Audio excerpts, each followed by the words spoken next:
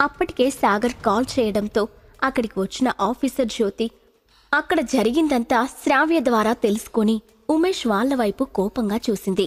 అది గమనించిన ఉత్తేజ్, తప్పు చేసింది ఉమేష్ అయితే నన్నెందుకు అరెస్ట్ చేస్తున్నారు? ఇందులో నేను చేసిన తప్పు ఏముంది అని అడిగాడు. నీ పార్ట్నర్తో కలిసి ఇదంతా ప్లాన్ చేసినందుకు నిన్ను కూడా అరెస్ట్ చెయ్యాలి కదా అని చెప్పిన సాగర్ను చూసి ఉత్తేజ్కి గుండె ఆగినంత పనయింది. మేడం, మీరు ఇతని మాటలు నమ్మొద్దు, నేను అలాంటి వాడిని కాను అని ఆమెను నమ్మించే ప్రయత్నం చేశాడు ఉత్తేజ్.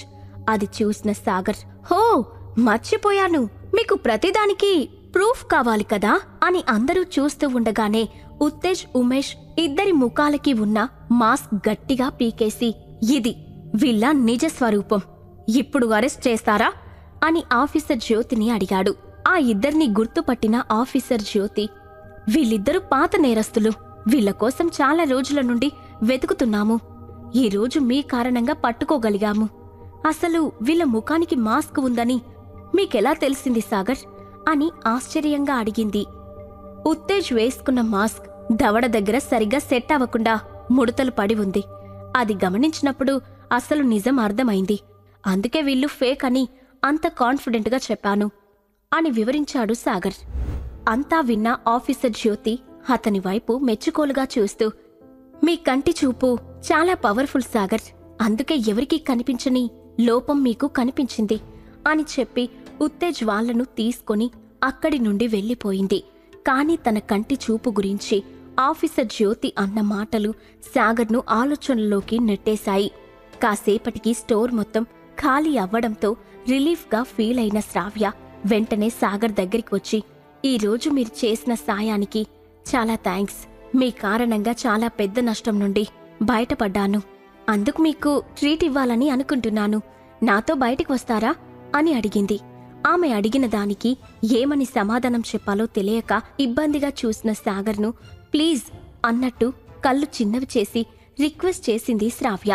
దాంతో ఒప్పుకోక తప్పని పరిస్థితి ఏర్పడడంతో ఆమె ప్రపోజల్ అంగీకరించాడు సాగర్. సిటీలో ఫేమస్ పబ్లో శ్రావ్యతో కలిసి వైన్ తాగుతూ కబుర్లు చెప్తున్నాడు సాగర్. ఇద్దరి మధ్య యాంటిక్ నాలెడ్జ్ నుండి పురాణాల వరకు ఒకటని లేదు, ప్రపంచంలో ఉన్న ప్రతి టాపిక్ డిస్కషన్కి వచ్చింది. అసలు నిన్నటి వరకు పెద్దగా పరిచయం లేని సాగర్ ఆమెకు ఎప్పుడు ఆప్తుడుగా మారాడో శ్రావ్యకి అస్సలు అర్థం కాలేదు. సాగర్ కారణంగా 50 లక్షలు నష్టపోకుండా తప్పించుకున్న ఆనందంలో ఉన్న శ్రావ్య ఆ రోజు కాస్త ఎక్కువగా డ్రింక్ చేసింది. సహజంగా డబ్బున్న ఇళ్లలో ఇలాంటివి కామన్ అయినా కూడా ఆ రోజు శ్రావ్య కాస్త శృతి మించింది. వైన్ మత్తు నెమ్మదిగా తలకెక్కుతూ ఉంటే, నువ్వు చాలా మంచివాడివి సాగర్, హైలీ టాలెంటెడ్, అసలు నీలాంటి వాడిని ఇంత లేట్గా కలిసినందుకు చాలా బాధగా ఉంది, I'm completely impressed with you, ఇలాంటి స్పెషల్ క్యారెక్టర్ ఉన్న నువ్వు ఒక ఇల్లరికపు అల్లుడిగా ఎందుకుంటున్నావ్ అని మత్తులో ముద్దుగా మాట్లాడింది శ్రావ్య.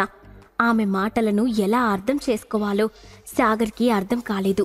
కానీ చాలా కాలం తర్వాత ఒక అమ్మాయి నోటి వెంట తన గురించి గొప్పగా వినడం అతనికి ఆనందంగా అనిపించింది. కాసేపటికి పూర్తిగా అవుట్ ఆఫ్ కంట్రోల్ అయిన ఆమెను చూసి, శ్రావ్య ఇప్పటికే చాలా లేట్ అయింది, ఇక బయలుదేరుదామా అని అడిగాడు సాగర్. నో యార్, నాకప్పుడే ఇంటికి వెళ్లాలని లేదు, ఇంకాసేపు నాతోనే ఉండు అని అతని చేతిని పట్టుకొని డాన్స్ ఫ్లోర్కి తీసుకువెళ్ళింది. మనిద్దరం డాన్స్ చేద్దామా సాగర్ అని మత్తుగా అతని కళ్ళలోకి చూసింది శ్రావ్య. ఆ క్షణం ఆమె కళ్ళల్లో కనిపించిన ఫీలింగ్ సాగర్ను చాలా డిస్టర్బ్ చేసింది.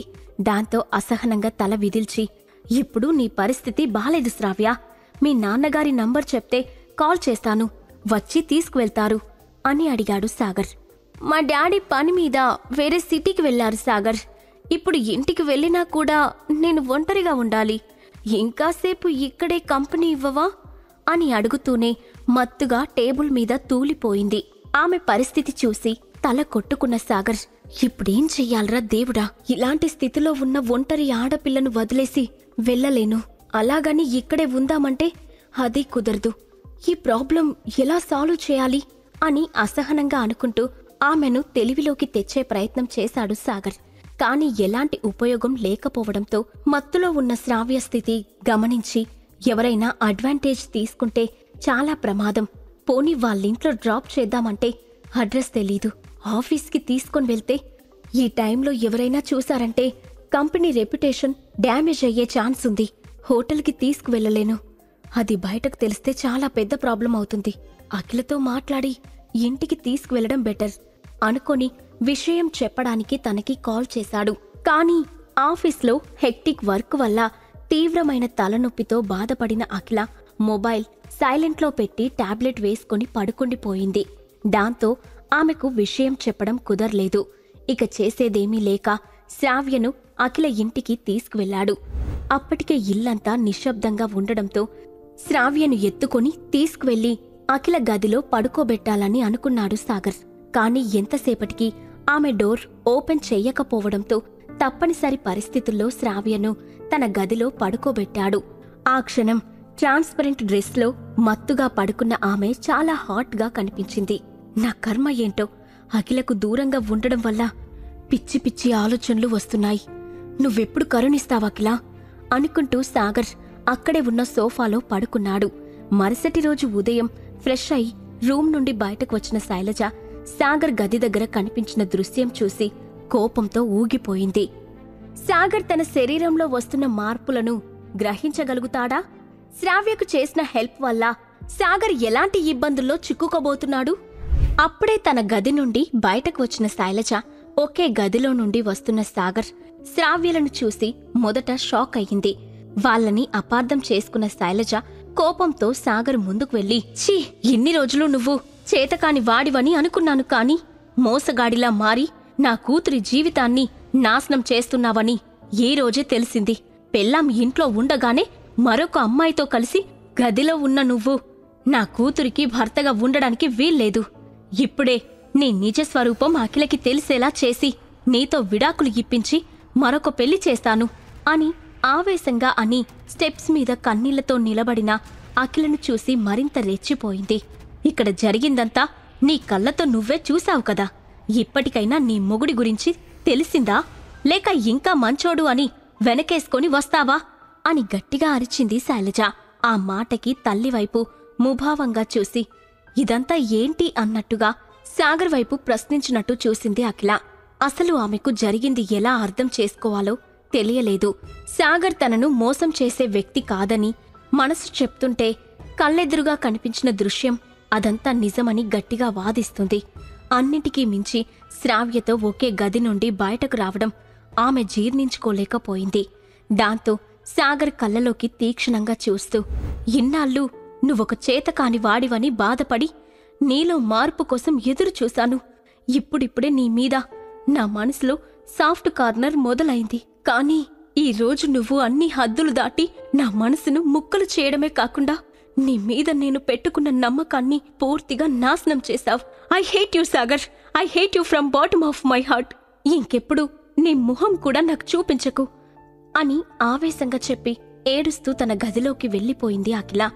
అప్పటి వరకు షాక్లో ఉన్న సాగర్ తెలివిలోకి వచ్చి, నువ్వు నన్ను అపార్థం చేసుకున్నావు అఖిల. ప్లీజ్ ఒకసారి నా మాట విను. దయచేసి నన్ను తప్పుగా అర్థం చేసుకోకు అని అరుస్తూ ఆమె వెనుక వెళ్లాలని ముందుకు కదిలాడు. కాని అక్కడే ఉన్న శైలజ అతని ప్రయత్నం అడ్డుకొని, నువ్వు నా కూతురి దరిదాపుల్లో ఉండడానికి కూడా వీల్లేదు. వెంటనే ఇక్కడి నుంచి వెళ్ళిపో అని సాగర్ చేతిని పట్టుకొని లాక్కెళ్లి డోర్ బయటకి తోసేసింది. శైలజ మాటలకి షాక్ అయిన శ్రావ్య జరిగిన నిజం అఖిలకి చెప్పాలని చాలా ప్రయత్నించింది. కాని అఖిల ఆమెకు ఆ అవకాశం ఇవ్వకపోవడంతో నిస్సహాయంగా ఫీల్ అయ్యి అక్కడి నుండి బయటకు కదిలింది. శైలజ ప్రవర్తనకి సాగర్ మనసు తీవ్రంగా గాయపడింది. అఖిలకి తన మీద నమ్మకం లేదన్న విషయం తను జీర్ణించుకోలేక బాధతో చేతిని గోడకేసి గట్టిగా కొట్టాడు. ఏదో తెలియని బాధ మనసును మెలిపెడుతూ ఉంటే ఒక్కసారైనా నేను చెప్పింది వింటే నీకు నిజమేంటో తెలిసేది. కాని ఆవేశం నిన్ను ఆలోచించనివ్వలేదు. అసలు నేనేం చేస్తే నీ అపార్థం తొలగిపోతుంది అనుకుంటూ బాధపడ్డాడు సాగర్. ఇంటి నుండి బయటకు వచ్చిన తర్వాత ఏదో కోల్పోయిన వాడిలా శూన్యంలోకి చూస్తూ నిలబడిన సాగర్ను చూసి గిల్టీగా ఫీల్ అయ్యింది Shravya. I'm very sorry Sagar. ఇప్పుడు అఖిల ఆవేశంలో ఉంది. అందుకే మన మాట వినాలని అనుకోవడం లేదు. కొన్ని రోజులు ఓపిక పట్టు. నేనే స్వయంగా తనకి నిజం తెలిసేలా చేస్తాను. ట్రస్ట్ మీ అని చెప్పింది శ్రావ్య. ఆ మాటకి ఆలోచన నుండి బయటకు వచ్చిన సాగర్, నో ప్రాబ్లం శ్రావ్య, ఈ సిచ్యువేషన్ నేను హ్యాండిల్ చేసుకుంటాను. నీ ప్రమేయం లేనిదానికి నిన్ను నువ్వు బ్లేమ్ చేసుకోకు అని నిస్తేజంగా చెప్పాడు. సాగర్ పరిస్థితిని చూసిన శ్రావ్య, నీకొక ముఖ్యమైన విషయం చెప్పాలని అనుకుంటున్నాను సాగర్.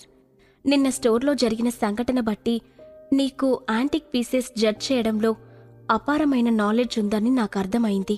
అందుకే నిన్ను మా స్టోర్లో చీఫ్ యాంటిక్ అప్రైజర్గా అపాయింట్ చేస్తున్నాను. నెలకి ₹1,00,000 శాలరీ ఫిక్స్ చేశాను. వెంటనే వచ్చి జాయిన్ అవ్వు సాగర్.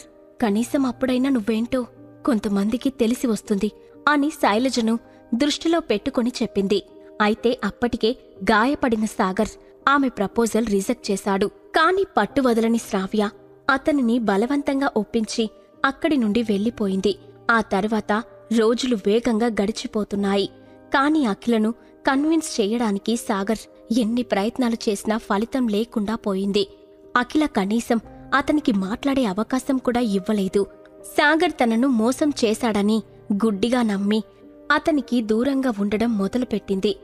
ఇక చేసేదేమీ లేక అఖిలలో మార్పు కోసం ఎదురుచూస్తూ ఆఫీస్ వర్క్లో తనని తాను ఏమార్చుకునే ప్రయత్నం చేశాడు సాగర్. ఒకరోజు ఆఫీస్లో ఉన్న సాగర్ దగ్గరికి జాస్మిన్ వచ్చి, సార్, ఈరోజు ముక్తా ఫ్యామిలీ కొలాబరేట్ అయిన సందర్భంగా మన company artist Reshma premiere program ఉంది. మీరు లైవ్లో చూస్తానంటే ఏర్పాట్లు చేస్తాను అని చెప్పింది. నో నీడ్, ఇక్కడి నుండే చూస్తాను. లైవ్ బ్రాడ్కాస్టింగ్ అరేంజ్ చేయి అని చెప్పాడు సాగర్. ఓకే బాస్ అని బయటకు వెళ్లిన జాస్మిన్ అందుకు కావలసిన ఏర్పాట్లలో బిజీ అయిపోయింది.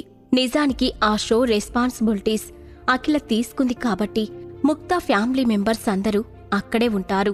ఇప్పుడు తను స్వప్నలోక్ సీఈఓ హోదాలో అక్కడికి వెళ్లితే ఇన్నాళ్లుగా దాచిన నిజం అందరికీ తెలిసిపోతుంది అని ఆలోచించి అక్కడికి వెళ్లలేదు సాగర్. కాసేపటి తర్వాత తన క్యాబిన్లో కూర్చొని లైవ్లో చూస్తున్న సాగర్ ఆడియన్స్ అరుపులు కేకల మధ్య మంచి మాస్ బీట్ సాంగ్ పాడుతూనే వయ్యారంగా డ్యాన్స్ చేస్తున్న రేష్మా పర్ఫార్మెన్స్ చూసి ఇంప్రెస్ అయ్యాడు. ఇంతలో రేష్మా చేతిలో ఉన్న మైక్ కనెక్షన్ కట్ అయిపోవడంతో ఆడియన్స్ దగ్గర నుండి పెద్దగా అరుపులు కేకలు మొదలయ్యాయి. అది చూసిన రేష్మా బిక్కచచ్చిపోయింది. అసలు సడన్ గా తన పర్ఫార్మెన్స్ ఎందుకు ఆగిపోయిందో ఆమెకు అర్థం కావడం లేదు. ప్రాబ్లం రీసాల్వ్ అవుతుందని కాసేపు ఎదురు చూసిన ఆమెకు ఆ సూచనలు కనిపించకపోవడంతో వేగంగా బయటకు వెళ్లిపోయింది. అది చూసిన సాగర్ ఒక్కసారిగా తన అరచేతిని టేబుల్ మీద గట్టిగా కొట్టి, what the hell is happening there? వెంటనే ఈ ప్రాబ్లం సాల్వ్ చేయకపోతే అందరూ అఖిలను బ్లేమ్ చేసి హర్ట్ చేస్తారు. అలా జరగడానికి వీల్లేదు అనుకోని వెంటనే జాస్మిన్ను రమ్మని పిలిచి అదే విషయం గురించి ప్రస్తావించాడు. నాకు కూడా ఇప్పుడే విషయం తెలిసింది బాస్, వెంటనే కనుక్కుంటాను అని ఎవరికో కాల్ చేస్తూ బయటకు వెళ్లిపోయింది. అప్పుడే యథాబలంగా తల తిప్పిన సాగర్ ఆవేశంలో టేబుల్ మీద తాను గుద్దిన చోట చేతి గుర్తుపడి అక్కడంతా గొయ్యిలాగా ఏర్పడటం చూసి షాక్ అవుతూ, నా చేతికి సాలిడ్గా ఉండే టేబుల్ కూడా బ్రేక్ చేసే శక్తి ఉందా? ఇదంతా పిల్ వల్ల వచ్చిన బలమా అని షాకింగ్గా అనుకున్నాడు సాగర్. ఇంతలో జాస్మిన్ క్యాబిన్లోకి వస్తూ ఉండడం చూసి గబుక్కున ఆ గొయ్యి కనిపించకుండా పైల్స్ అడ్డంగా పెట్టేసి ఏమీ ఎరగనట్లు చూశాడు. ఆమె రావడంతోనే అక్కడ జరిగిన ఇన్సిడెంట్ గురించి ఎంక్వైరీ చేశాను సార్. రేష్మా పాట పాడేటప్పుడు స్టేజ్ వెనుక 4 వ్యక్తులు ఎక్విప్మెంట్ సెట్ చేసే నేపంతో అక్కడ ఉన్నారట. దాంతో అనుమానం వచ్చి నిలదీస్తే కాదని బుకాయిస్తున్నారంట. వాళ్లతో నిజం కక్కించడం ఎలాగో అర్థం కావట్లేదు అని అసహనంగా చెప్పింది జాస్మిన్. సరే, ఆ 4 మన ఆఫీస్కి పిలిపించు, వాళ్లతో నిజం నేను చెప్పిస్తాను అని సాలోచనగా చెప్పాడు సాగర్. ఆ మాటకి సరేనని తల ఊపి అక్కడి నుండి వెళ్లిపోయింది జాస్మిన్. ఆ మరు నిమిషం కేదార్కి కాల్ చేసి ఆఫీస్కి రమ్మని చెప్పి కట్ చేశాడు సాగర్. కాసేపటికి అక్కడికి వచ్చిన కేదార్తో ప్రోగ్రాంలో జరిగిన సంఘటన వివరంగా చెప్పి, నువ్వేం చేస్తావో నాకు తెలీదు, కానీ ఆ 4 ఇక్కడికి వచ్చిన తర్వాత వాళ్ళ నోటితో నిజం చెప్పించాలి. అని చెప్పాడు సాగర్. ఓకే బాస్, అదంతా నేను చూసుకుంటాను, మీరు రిలాక్స్ అవ్వండి అని చెప్పాడు కేదార్. సరే, నేను సీక్రెట్ రూంలో ఉండి ఇక్కడ జరిగేది చూస్తూ ఉంటాను. నువ్వు మాత్రం ఎట్టి పరిస్థితుల్లోనూ వాళ్ళను వదలకు అని చెప్పి అక్కడి నుండి వెళ్ళిపోయాడు సాగర్. ఇంతలో జాస్మిన్ కాల్ చేయడంతో లిఫ్ట్ చేసిన కేదార్ ఆ నలుగురు వస్తున్నారని తెలిసి రెడీగా కూర్చున్నాడు. ఇంతలో లోపలికి వచ్చిన నలుగురు చైర్లో గంభీరంగా కూర్చున్న కేదార్ని చూసి భయంతో గుటకలు మింగారు. అందరినీ ఒకసారి పరీక్షగా చూసిన కేదార్, పర్ఫార్మెన్స్ జరుగుతున్న సమయంలో మీరు ఎక్విప్మెంట్ దగ్గర ఏం చేస్తున్నారు అని సీరియస్గా అడిగాడు. ఆ మాటకి నలుగురిలో ఒకడు మాట్లాడుతూ, ఎక్విప్మెంట్లో ఒక ప్రాబ్లం వచ్చింది సార్, అది క్లియర్ చేయడానికి అక్కడికి వెళ్ళాము అని చెప్పాడు. హో అవునా, ప్రోగ్రాం స్టార్ట్ అవ్వకముందే పర్ఫెక్ట్గా ఉన్న ఎక్విప్మెంట్ రేష్మా పర్ఫార్మెన్స్ మొదలైన కాసేపటికే ఎలా రిపేర్ వచ్చింది అని సూటిగా వాళ్ళ కళ్ళలోకి చూశాడు కేదార్. ఆ ప్రశ్నకి ఏమని సమాధానం చెప్పాలో తెలియక నలుగురు సైలెంట్గా నిలబడ్డారు.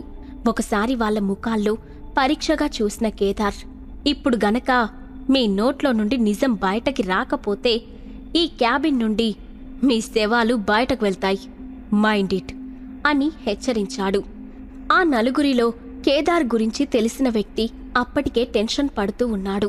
కాని ఆఖరున కేదార్ అన్నమాటకి భయం మరింత పెరగడంతో అతని కాళ్లమీద పడి, నేను నిజం చెప్తాను సార్, దయచేసి నన్ను క్షమించండి, నాకేమైనా జరిగితే నా కుటుంబం దిక్కులేంది అయిపోతుంది అని ప్రాధేయపడ్డాడు. అది చూసి మిగిలిన ముగ్గురు కూడా కేదార్ కాళ్లమీద పడి అలాగే రిక్వెస్ట్ చేశారు. సరే, అసలు ఇదంతా ఎవరి వల్ల జరిగిందో చెప్పండి, ఆ తర్వాత మిమ్మల్ని క్షమించాలో వద్దో ఆలోచిస్తాను అని గంభీరంగా చెప్పాడు కేదార్. నలుగురిలో ముందు మాట్లాడిన వ్యక్తి అతనికి జరిగిందంతా వివరించి చెప్పాడు. అదంతా పూర్తిగా విన్న కేదార్, సరే, ఈ విషయం నాకు తెలిసినట్టు ఇంకెవరికీ తెలియకూడదు. ఒకవేళ మీలో ఎవరైనా తోక జాడించాలని ట్రై చేస్తే నిర్దాక్షిణ్యంగా మీ ప్రాణాలు తీసేస్తాను. మీ అందరి మీద నా మనుషుల దృష్టి ఉంటుందని గుర్తుపెట్టుకొని ఇక్కడి నుండి వెళ్ళండి అని హెచ్చరించి పంపేసి వాళ్ళు క్యాబిన్ ఎంట్రన్స్ దాటిన వెంటనే సాగర్ ఉన్న సీక్రెట్ క్యాబిన్ దగ్గరికి వెళ్ళాడు. అక్కడ సీరియస్గా ఉన్న సాగర్ మొహం చూసి, ఇప్పుడేం చేద్దామనుకుంటున్నారు సార్? అసలు స్వప్నలోక్ సీఈఓగా ఉన్నా మీరు మళ్ళీ శైలజారెడ్డి ఇంటికి ఎందుకు తిరిగి వెళ్లారు అని అయోమయంగా అడిగాడు కేదార్. కొన్ని కారణాల వల్ల వెళ్లాల్సి వచ్చింది, కాని అదెంత పెద్ద తప్పో ఇప్పుడే అర్థమవుతుంది అని అఖిలను దృష్టిలో పెట్టుకొని చెప్పాడు సాగర్. ఆ తర్వాత సాగర్తో ఇంకొన్ని విషయాలు డిస్కస్ చేసి అక్కడి నుండి వెళ్ళిపోయాడు కేదార్. చాలాసేపు అదే ఆలోచనలలో ఉన్న సాగర్ ఆ తర్వాత శైలజారెడ్డి నుండి వచ్చిన కాల్తో తప్పనిసరి పరిస్థితుల్లో ముక్తాదేవి విల్లాకి బయలుదేరుతూ జాస్మిన్కి ఒక పని అప్పగించి మరీ వెళ్లాడు. ఒక పక్క కార్ డ్రైవ్ చేస్తూనే శైలజ కాల్ వెనుక కారణం ఊహించిన సాగర్ వెంటనే రేష్మకి కాల్ చేశాడు.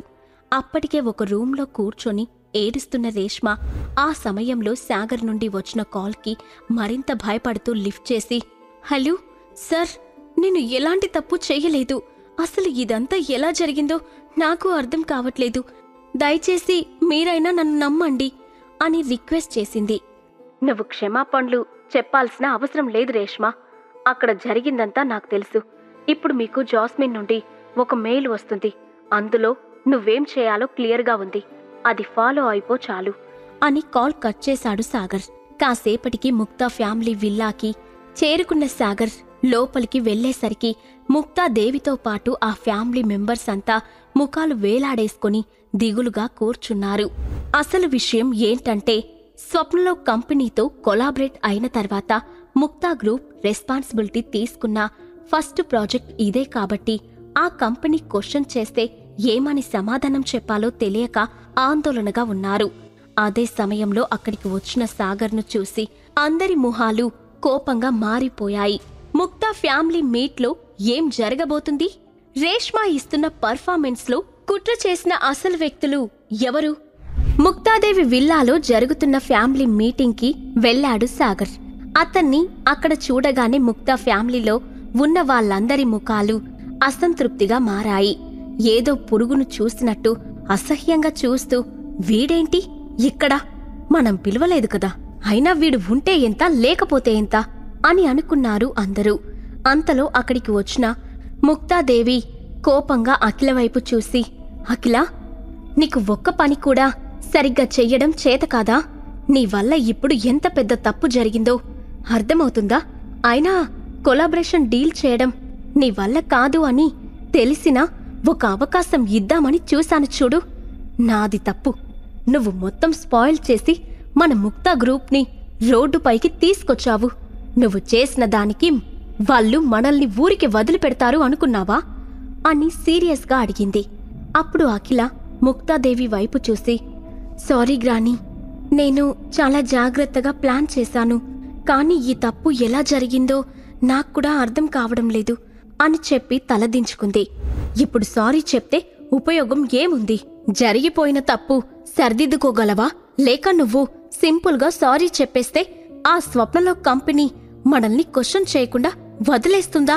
ఇంత జరిగిన తర్వాత కూడా గ్రాని నిజంగానే నిన్ను క్షమిస్తుందని అనుకుంటున్నావా అంటూ ముక్తాదేవి మాట్లాడకముందే అఖిలపై విరుచుకుపడ్డాడు స్వరూప్. ఆ తర్వాత వెంటనే ముక్తాదేవి వైపు చూసి, గ్రాని, ఈ అఖిలకు కంపెనీ వర్క్ చేయడం చేతకాదు. ఇకపై ఇలాంటివి జరగకుండా ఉండాలంటే ఆమెను స్వప్నలో కంపెనీ ప్రాజెక్టుకి దూరంగా ఉంచడమే మంచిది.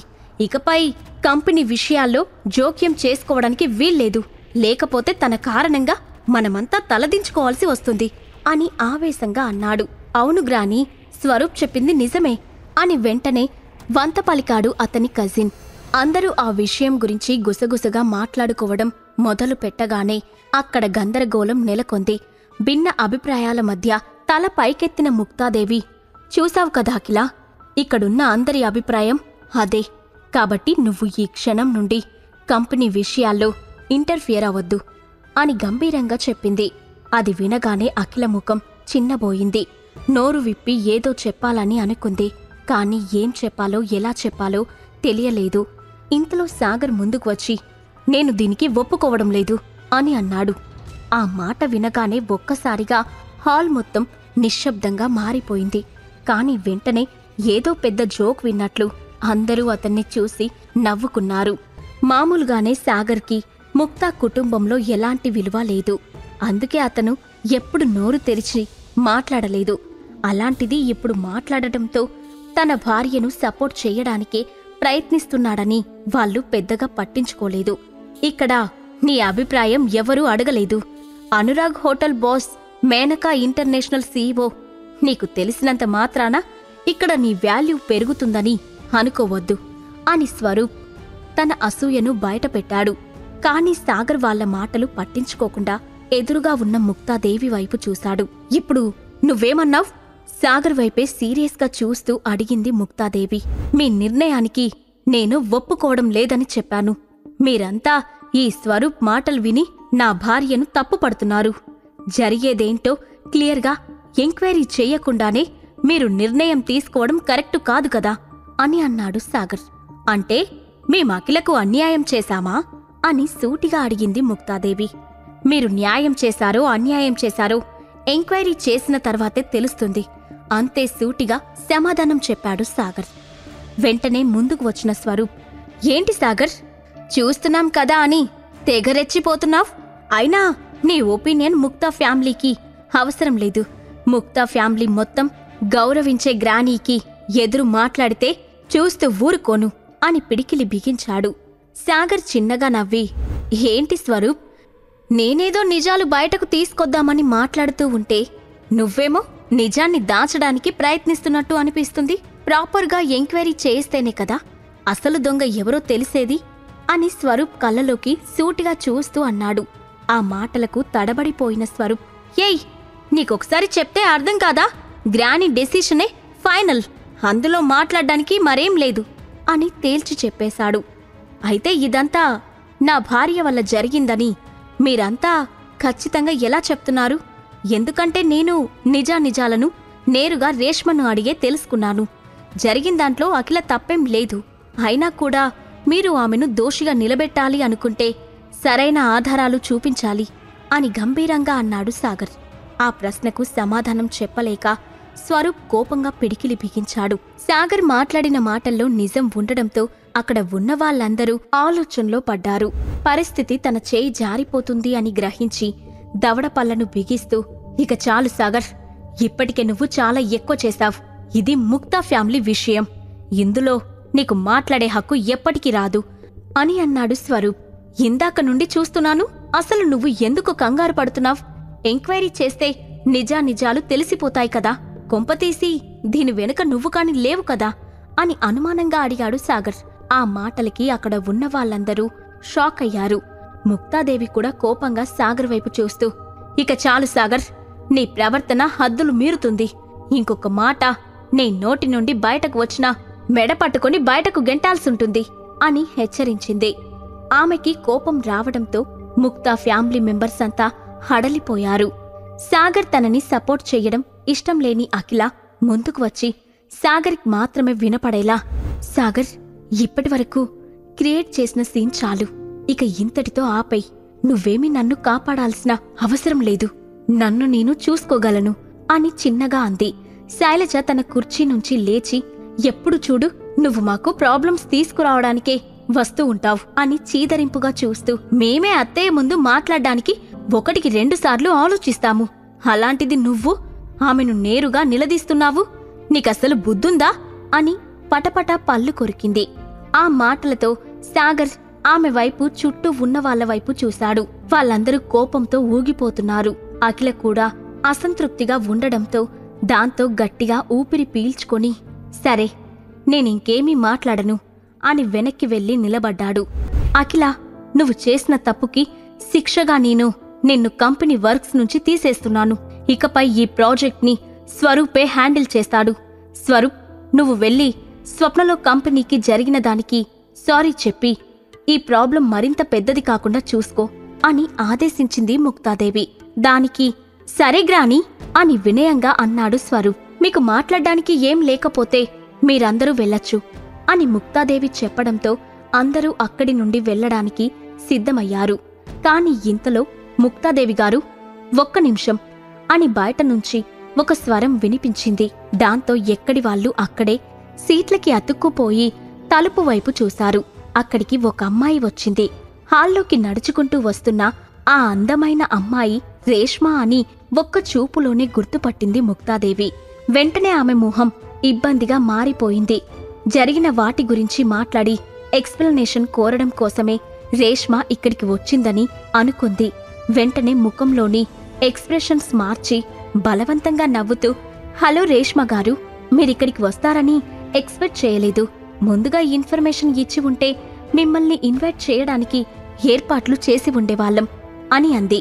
పర్వాలేదు మేడం, నేనిక్కడికి వచ్చింది జరిగిన దానిలో అఖిల తప్పు లేదని చెప్పడానికి మాత్రమే అని చెప్పింది రేష్మా. ఆ మాటలు విని అందరూ ఆశ్చర్యపోయారు. ముక్తాదేవి కూడా ఆశ్చర్యపోయి, మీరేం మాట్లాడుతున్నారు రేష్మా గారు, వివరంగా చెప్పగలరా అని అడగడంతో తప్పకుండా అని చెప్పి వెనక్కి తిరిగి, మీ నలుగురు కూడా లోపలికి రండి అని పిలిచింది రేష్మా. దాంతో లోపలికి వచ్చిన నలుగురు వ్యక్తులను చూసి స్వరూప్ గుండెల్లో రైళ్లు పరిగెత్తాయి. అక్కడి నుండి వెళ్లిపోవడానికి ప్రయత్నించాడు. కాని అందరి ముందు తానే తప్పు చేశానని ఒప్పుకుంటున్నట్లు ఉంటుందని ఆగిపోయాడు. మేడం, మేము ఆ ఈవెంట్లో ఎక్విప్మెంట్ డిపార్ట్మెంట్లో వర్క్ చేశాం. ఆ ప్రోగ్రాంలో గందరగోళం సృష్టించి నిందని అఖిలపైకి తోసేయమని మాకు స్వరూప్ గారు డబ్బులిచ్చారు అని చెప్పారు వాళ్ళు. ఆ మాటలు విన్న వారందరూ స్వరూప్ని నమ్మలేనట్టుగా చూశారు. అసలు మీరు ఏం మాట్లాడుతున్నారు? ఇంతకుముందు నేను మిమ్మల్ని ఎప్పుడూ చూడలేదు. అలాంటిది నేను మీకు డబ్బిచ్చి అఖిలపైన ఎందుకు నిందలు మోపాలనుకుంటాను? గ్రాని, వీళ్ళేదో కావాలని నా గురించి తప్పుగా మాట్లాడుతున్నారు. వీళ్ళ మాటలు నమ్మద్దు అని సీరియస్గా అన్నాడు స్వరూప్. దొరికిపోయిన తర్వాత తప్పుని కవర్ చేసుకోవడానికి ప్రయత్నించకండి సార్. మీరు మాతో మాట్లాడిన సీసీటీవీ ఫుటేజ్, ఇంకా మీరు మా అకౌంట్కి పంపించిన మనీ డీటెయిల్స్ మొత్తం తీసుకువచ్చాను అని ముక్తాదేవికి చూపించారు వాళ్ళు. అది చూడగానే ఆమెకు కోపం వచ్చింది. కాని మనవడిపైన ప్రేమ ఉండటం వల్ల, ఇది అంతా నువ్వే చేశావా స్వరూప్ అని కోపంగా అడిగింది. దానికి స్వరూప్ ఇంకేం మాట్లాడకుండా తలదించుకున్నాడు. అతని మౌనమే సమాధానంగా, రేష్మా గారు, దయచేసి నన్ను క్షమించండి. మా ఫ్యామిలీ వలన మీరు చాలా ఇబ్బంది పడ్డారు. స్వరూప్ ఏదో తెలియక ఈ పని చేసి ఉంటాడు తప్ప అతను నిజంగా చెడ్డవాడు కాదు అని అంది ముక్తాదేవి. ఇప్పటివరకు అఖిలను పరాయి దాన్లా చూసి తప్పు తన మనవడిపైకి వెళ్లగానే వెనకేసుకొస్తున్న ఆమె ప్రవర్తన సాగర్కి ఎంతమాత్రం నచ్చలేదు. పైపెచ్చు చిరాకు కూడా వచ్చింది. పర్వాలేదు మేడం, నేను ఇక్కడికి వచ్చింది నిజాన్ని మీకు చెప్పడానికి మాత్రమే. అనవసరంగా అఖిలని నిందించవద్దు అని చెప్పిన రేష్మ, జరిగిన దాంట్లో మీ తప్పేమీ లేదు అఖిలగారు, మిమ్మల్ని మీరు నిందించుకోకండి. సాగర్ సార్తో మాట్లాడిన తర్వాత మీ పరిస్థితి నాకు పూర్తిగా అర్థమైంది. ముక్తా మేడం, ఇక నేను బయలుదేరుతాను అని చెప్పింది. ఆమె నోట్లో నుంచి సాగర్ సార్ అనే పేరు వినిపించగానే అందరూ ఆశ్చర్యంగా అతని వైపు చూశారు. సాగర్ మాత్రం సైలెంట్గా రేష్మ బయటకి ఎప్పుడు వెళ్తుందా అని వెయిట్ చేస్తూ ఉన్నాడు. సరే రేష్మగారు, జరిగిన దానికి క్షమించండి. జరిగిన నష్టాన్ని కూడా ముక్తా ఫ్యామిలీనే భరిస్తుంది అని చెప్పింది ముక్తాదేవి. సరే అని రేష్మ అక్కడి నుండి వెళ్ళిపోగానే, ఇది చాలా విడ్డూరంగా ఉంది. ముక్తా ఫ్యామిలీ చెయ్యాల్సిన ఎంక్వైరీ ఎవరో బయటి వాళ్ళు చేసి నిజానిజాలు బయట పెడుతున్నారు. మీరు చాలా బాగానే ఈవెంట్ని ఆర్గనైజ్ చేస్తున్నారు గ్రానీ అని వెటకారంగా అన్నాడు సాగర్. ఆ మాటలతో సాగర్ దగ్గరికి వచ్చిన అఖిల, ఇక చాలు, మర్యాదగా బయటికి పోదాం పదా అని కోపంగా అంది. సాగర్ మాటలకి కోపం తెచ్చుకున్న ముక్తాదేవి, నన్ను చాలా డిసప్పాయింట్ చేశావు స్వరూప్. ఇకపై నువ్వు స్వప్నలో కంపెనీ వైపు వెళ్లకు. నా మాట కాదని వెళ్ళావంటే ఇంటి నుండి బయటకు పంపించేస్తాను అని సీరియస్గా చెప్పి అక్కడి నుండి వెళ్ళిపోయింది. సాగర్తో పాటు బయటకు వచ్చింది అఖిల. సాగర్ చాలా సాఫ్ట్ టోన్తో, ఐఎమ్ సారీ అఖిల, ఆ రోజు నేను కావాలని శ్రావ్యని ఇంటికి తీసుకుని రాలేదు. మీరు అనుకున్నట్టు ఆ రోజు మా మధ్య ఏం జరగలేదు కూడా అని ఎక్స్ప్లెయిన్ చెయ్యబోయాడు.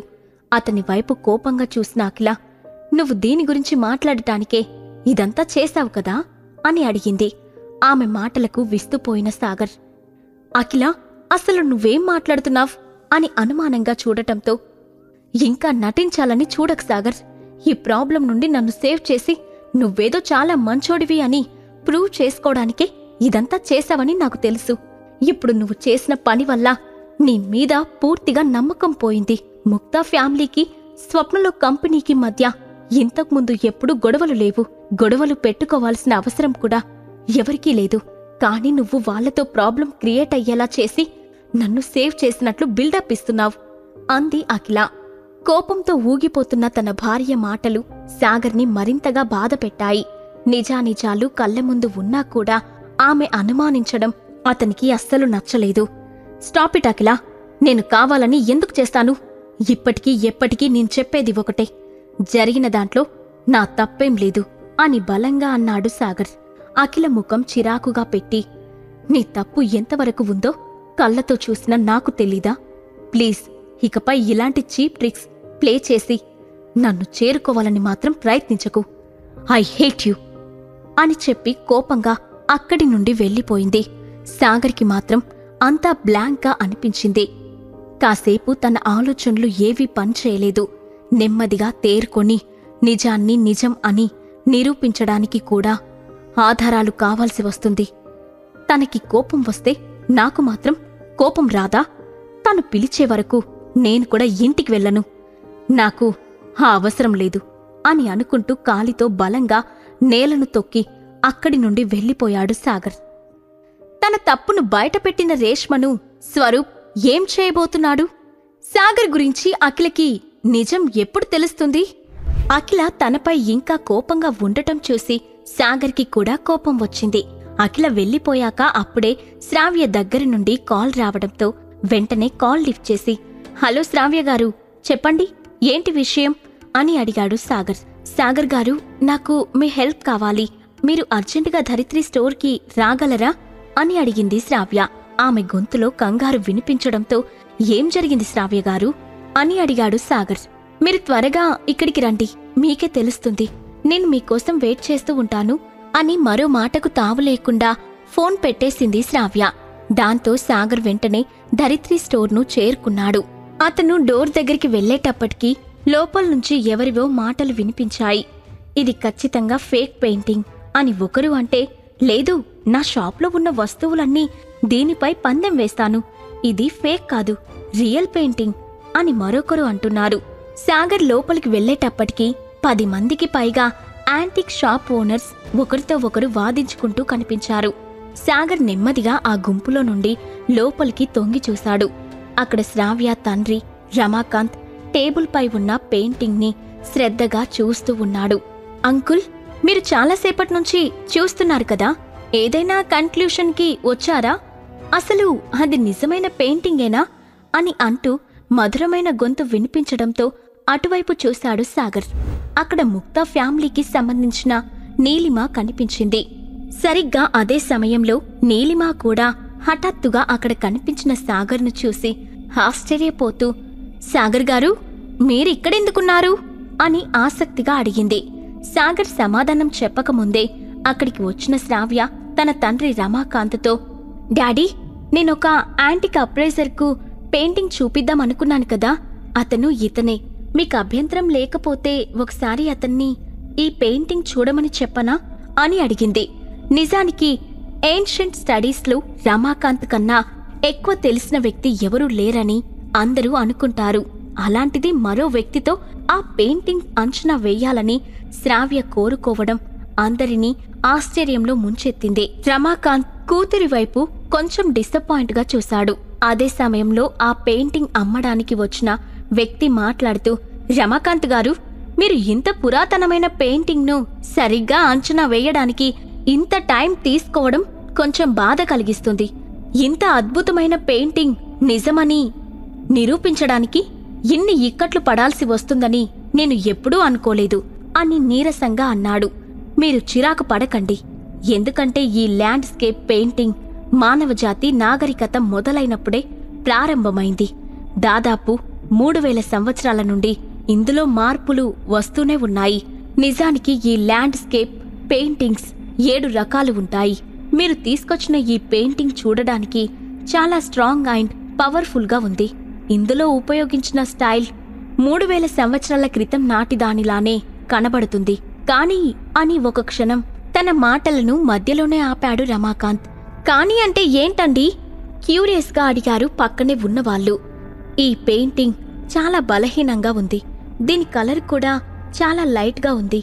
అందుకే నాకు ఫేక్ అనిపిస్తుంది అంటూ ఆగిపోయాడు రమాకాంత్. ఇంతలో గుంపులో నుండి ముందుకు వచ్చిన Sagar, sir, if you don't mind, నేను ఒకసారి ఆ పెయింటింగ్ని దగ్గర నుండి చూడొచ్చా అని అడిగాడు. అతని మాటలకు అక్కడ ఉన్న షాప్ ఓనర్స్లో కొంతమందికి కోపం వచ్చి, రమాకాంత్ గారు ఫేక్ అని చెప్పిన తర్వాత కూడా నువ్వు పెయింటింగ్ చూస్తానని చెప్తున్నావా? ఇది ఆయనను అవమానించడంతో సమానం. ఏదో ఒకసారి నీ లెక్క నిజమైందని ప్రతిసారి అవుతుందని అనుకోవద్దు అని అన్నారు. ఇంతలో తల పైకెత్తి చూసిన రమాకాంత్ ఎదురుగా కనిపించిన అబ్బాయిని పరీక్షగా చూశాడు. అతను ముక్తా ఫ్యామిలీకి అల్లుడనే విషయం ఎందుకు పనికిరాని వాడని ముందే రకరకాలుగా వినటం వల్ల ఆయనకు డిసప్పాయింట్మెంట్ కలిగింది. కాని తన కూతురు ఏ కారణం లేకుండా అతన్ని అపాయింట్ చేసుకోలేదని తెలిసి ఒక అవకాశం ఇద్దాం అనుకున్నాడు. చూడు, ఈ పెయింటింగ్ ఒరిజినల్ అవునో కాదో మనకి తెలీదు. ఒకవేళ డూప్లికేట్ అయినా కూడా మనం చెక్ చేస్తున్నప్పుడు దీనికి ఎలాంటి డ్యామేజ్ కాకుండా చూసుకోవాలి. లేకపోతే ఈ పెయింటింగ్ అమ్మే వ్యక్తికి మనం ఎక్స్ప్లెనేషన్ ఇచ్చుకోవాల్సి ఉంటుంది అని జాగ్రత్తలు చెప్పాడు రమాకాంత్. నాకు తెలుసు సార్, నేను చూసుకుంటాను అని చెప్పిన సాగర్ దూరం నుండి ఆ పెయింటింగ్ని జాగ్రత్తగా గమనించాడు. దాంతో హాల్లోని వారంతా అతని వైపు ఆసక్తిగా చూశారు. ఆ ఉత్కంఠ పరిస్థితిని చూసి శ్రావ్యకు కూడా భయం వేసి సాగర్ వైపు చూసింది. 2 నిమిషాలు ఆ పెయింటింగ్ని తీక్షణంగా పరిశీలించిన సాగర్ కళ్ళు మెరిసిపోయాయి. అతను పెయింటింగ్ని ఎంతకు అమ్ముతాను అన్నాడు అని ఉత్సాహంగా అడగడంతో 10 లక్షలు అని సమాధానం చెప్పింది శ్రావ్య. వెంటనే కొనేయండి అని అందరికి వినిపించేలా చెప్పి, నిజానికి ఈ పెయింటింగ్ చాలా విలువ చేస్తుంది. అతను ఇంత తక్కువ ధరకు దాన్ని అమ్మటానికి వచ్చాడు అంటే అది మన అదృష్టమని చెప్పాలి అని తొందర పెట్టాడు సాగర్. అతను చెప్పిన మాటలకు పక్కనే ఉన్న రమాకాంత్ చాలా డిసప్పాయింట్ అయ్యాడు. పెయింటింగ్ని అసలు ముట్టుకోకుండా దూరం నుంచి అది ఒరిజినల్ అని చెప్పడం ఆయనకి ఏమాత్రం నచ్చలేదు. పెయింటింగ్ అమ్మే వ్యక్తి సంతోషంగా పైకి లేచి, నిజంగా నువ్వు చాలా తెలివైన వాడివి. కనీసం నీకైనా ఈ పెయింటింగ్ వాల్యూ ఏంటో తెలిసింది అని సంబరంగా అన్నాడు. రమాకాంత్ అసహనంగా, నీ పేరు సాగర్ కదా? చూడు సాగర్, నువ్వు ఇది ఒరిజినల్ పెయింటింగ్ అని ఎలా చెప్తున్నావో నేను తెలుసుకోవచ్చా అని అడిగాడు. దానికి తల ఊపి, సార్, మీరెప్పుడైనా స్కై మౌంటైన్ మ్యాప్ గురించి విన్నారా? ఈ పెయింటింగ్లో కంటెంట్ మొత్తం స్కై మౌంటైన్ మ్యాప్కి సరిపోతుందని మీరు గమనించే ఉంటారు. అలాగే ఈ పెయింటింగ్ స్టైల్ 3000 సంవత్సరాల క్రితం నాటిది. ఒకవేళ మీరు అనుకుంటున్నట్లు ఇది ఫేక్ అయినా ఇప్పుడున్న మోడర్న్ పీపుల్ ఇంత పర్ఫెక్ట్గా ఆ స్టైల్ని ఇమిటేట్ చేయలేరు. నాకు తెలిసి అది అసాధ్యం కూడా అని అన్నాడు సాగర్. అతని మాటలు రమాకాంత్ను ఆలోచనలో పడేశాయి. అయినా అతనిలో ఉన్న అనుమానం తీరకపోవడంతో, కానీ దీని కలర్ చాలా లైట్గా ఉంది కదా, మరి దానికేమంటావ్ అని అన్నాడు. సాగర్ చిరునవ్వు నవ్వి, సార్, మీరు చెప్పింది నిజమే, కానీ పూర్వకాలంలో పెయింటింగ్ కలర్స్ చాలా తక్కువగా ఉండేవి. అందుకే మందమైన పేపర్స్ పైన వాటిని వేసేవాళ్ళు. అందుకే ఆ కలర్స్ చాలా లైట్గా ఉండేవి. మీకింకా డౌట్ ఉంటే ఆ పెయింటింగ్ వేసిన పెయింటర్ సిగ్నేచర్ కిందే ఉంది చూడండి. మీరు ఇప్పటికే చాలా యాంటిక్ మెటీరియల్స్ని చూశారు కాబట్టి ఆ సిగ్నేచర్ స్టైల్ ఏ కాలానికి చెందిందో, అది ఎవరిది అనే విషయాలు సులభంగా తెలుసుకోవచ్చు అని వివరించాడు. అతను చెప్పిందంతా విన్న రమాకాంత్ ఆశ్చర్యపోయాడు. దాంతో మరొకసారి ఆ పెయింటింగ్ ముందుకు వెళ్లి చేతిలోకి తీసుకున్నాడు. ఒక క్షణం గడిచిన తర్వాత హఠాత్తుగా, శ్రావ్య, ఈ పెయింటింగ్ని మనం కొంటున్నాం, అమ్మే అతనికి డబ్బిచ్చి పంపించు అని చెప్పాడు రమాకాంత్. శ్రావ్యకు కూడా ఎందుకు ఏమిటి అని అడగకుండా వెంటనే 10 లక్షలు ట్రాన్స్ఫర్ చేసి పెయింటింగ్ తెచ్చిన వాడిని పంపించింది. అక్కడ కూర్చున్న మిగతా వాళ్ళకి ఏమీ అర్థం కాలేదు. సాగర్, నువ్వు నిజంగా ఒక మిరాకిల్. నేను గమనించని చిన్న చిన్న డీటెయిల్స్ కూడా నువ్వు కనిపెట్టావు. నీ టాలెంట్ చూసి నేను ఎంతగానో ఇంప్రెస్ అయ్యాను. ఇది నిజంగానే లెజెండరీ స్కై మౌంటైన్ మ్యాప్ ఇప్పుడు నా చేతిలో ఉంది అని సంతోషంగా అన్నాడు రమాకాంత్. అతని మాటలు విని అప్పటి వరకు సాగర్ని ఎగతాళి చేసిన వాళ్ళంతా నోరు తెరుచుకొని చూస్తూ ఉండిపోయారు. నీలిమ కూడా సాగర్ వైపు నమ్మలేనట్లుగా చూసి, ఇతను నిజంగా ఏన్షియంట్ పెయింటింగ్ని గుర్తించగలడా అని అనుకుంది. సాగర్, నువ్వు చేసిన హెల్ప్కి నీకు ఎంత ఇచ్చినా తక్కువే అని వెంటనే చెక్ తీసి అందులో కొంత అమౌంట్ రాసి సాగర్ చేతిలో పెట్టాడు రమాకాంత్. దానివైపు చూసిన సాగర్ చిన్నగా నవ్వి, సార్, నేనిక్కడ వర్క్ చేస్తున్నాను, ఇది నా రెస్పాన్సిబిలిటీ. మీరు మళ్ళీ నాకు ఎక్స్ట్రాగా డబ్బులు ఏమీ ఇవ్వక్కర్లేదు. నేను చేస్తున్న పనికి శ్రావ్యగారు నాకు ఇప్పటికే చాలా ఎక్కువ మొత్తంలో డబ్బులు ఇస్తున్నారు అని చెక్ని తిరిగి ఇచ్చేశాడు. అతని సంస్కారానికి శ్రావ్య కరెక్ట్ పర్సన్ని ఎంచుకుందని ఫీలింగ్ రమాకాంత్కి కలిగింది. నిన్ను చూస్తుంటే చాలా ముచ్చటేస్తుందబ్బాయ్. మనకి ఇంత గొప్ప అరుదైన పెయింటింగ్ దొరికినందుకు మనం సెలబ్రేట్ చేసుకోవాలి. కమాన్ మై బాయ్, మందు కొడుతూ చిల్లవుదాం అని ఉత్సాహంగా భుజం తట్టాడు రమాకాంత్. లేదు సార్, నాకు ఒక చిన్న అర్జెంట్ పని ఉంది, ఇప్పుడే వెళ్ళాలి. మళ్ళీ ఎప్పుడైనా కలిసినప్పుడు మీ మాట కాదన్ను. ఈ ఒక్కసారికి నన్ను క్షమించండి అని వినయంగా చెప్పాడు సాగర్. ఆ మాటలకి రమాకాంత్, మరేం పర్వాలేదు, నాకు ఈరోజు చాలా హ్యాపీగా ఉంది.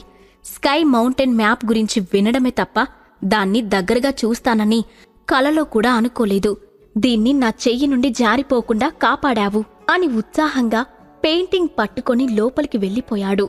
దాంతో భారంగా ఒక నిట్టూర్పు విడిచి బయటకు నడిచాడు సాగర్.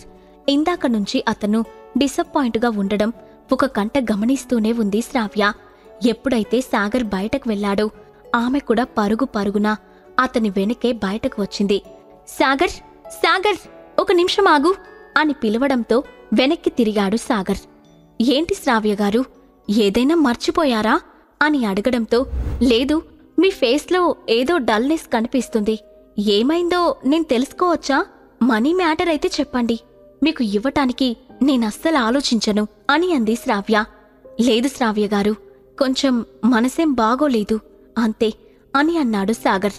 అతను చెప్పడానికి ఇష్టపడకపోవడంతో శ్రావ్య కూడా బలవంతం చేయకుండా టాపిక్ మారుస్తూ, మీరు మా ధరిత్రి స్టోర్కి ప్రాఫిట్ తెచ్చే పని చేశారు.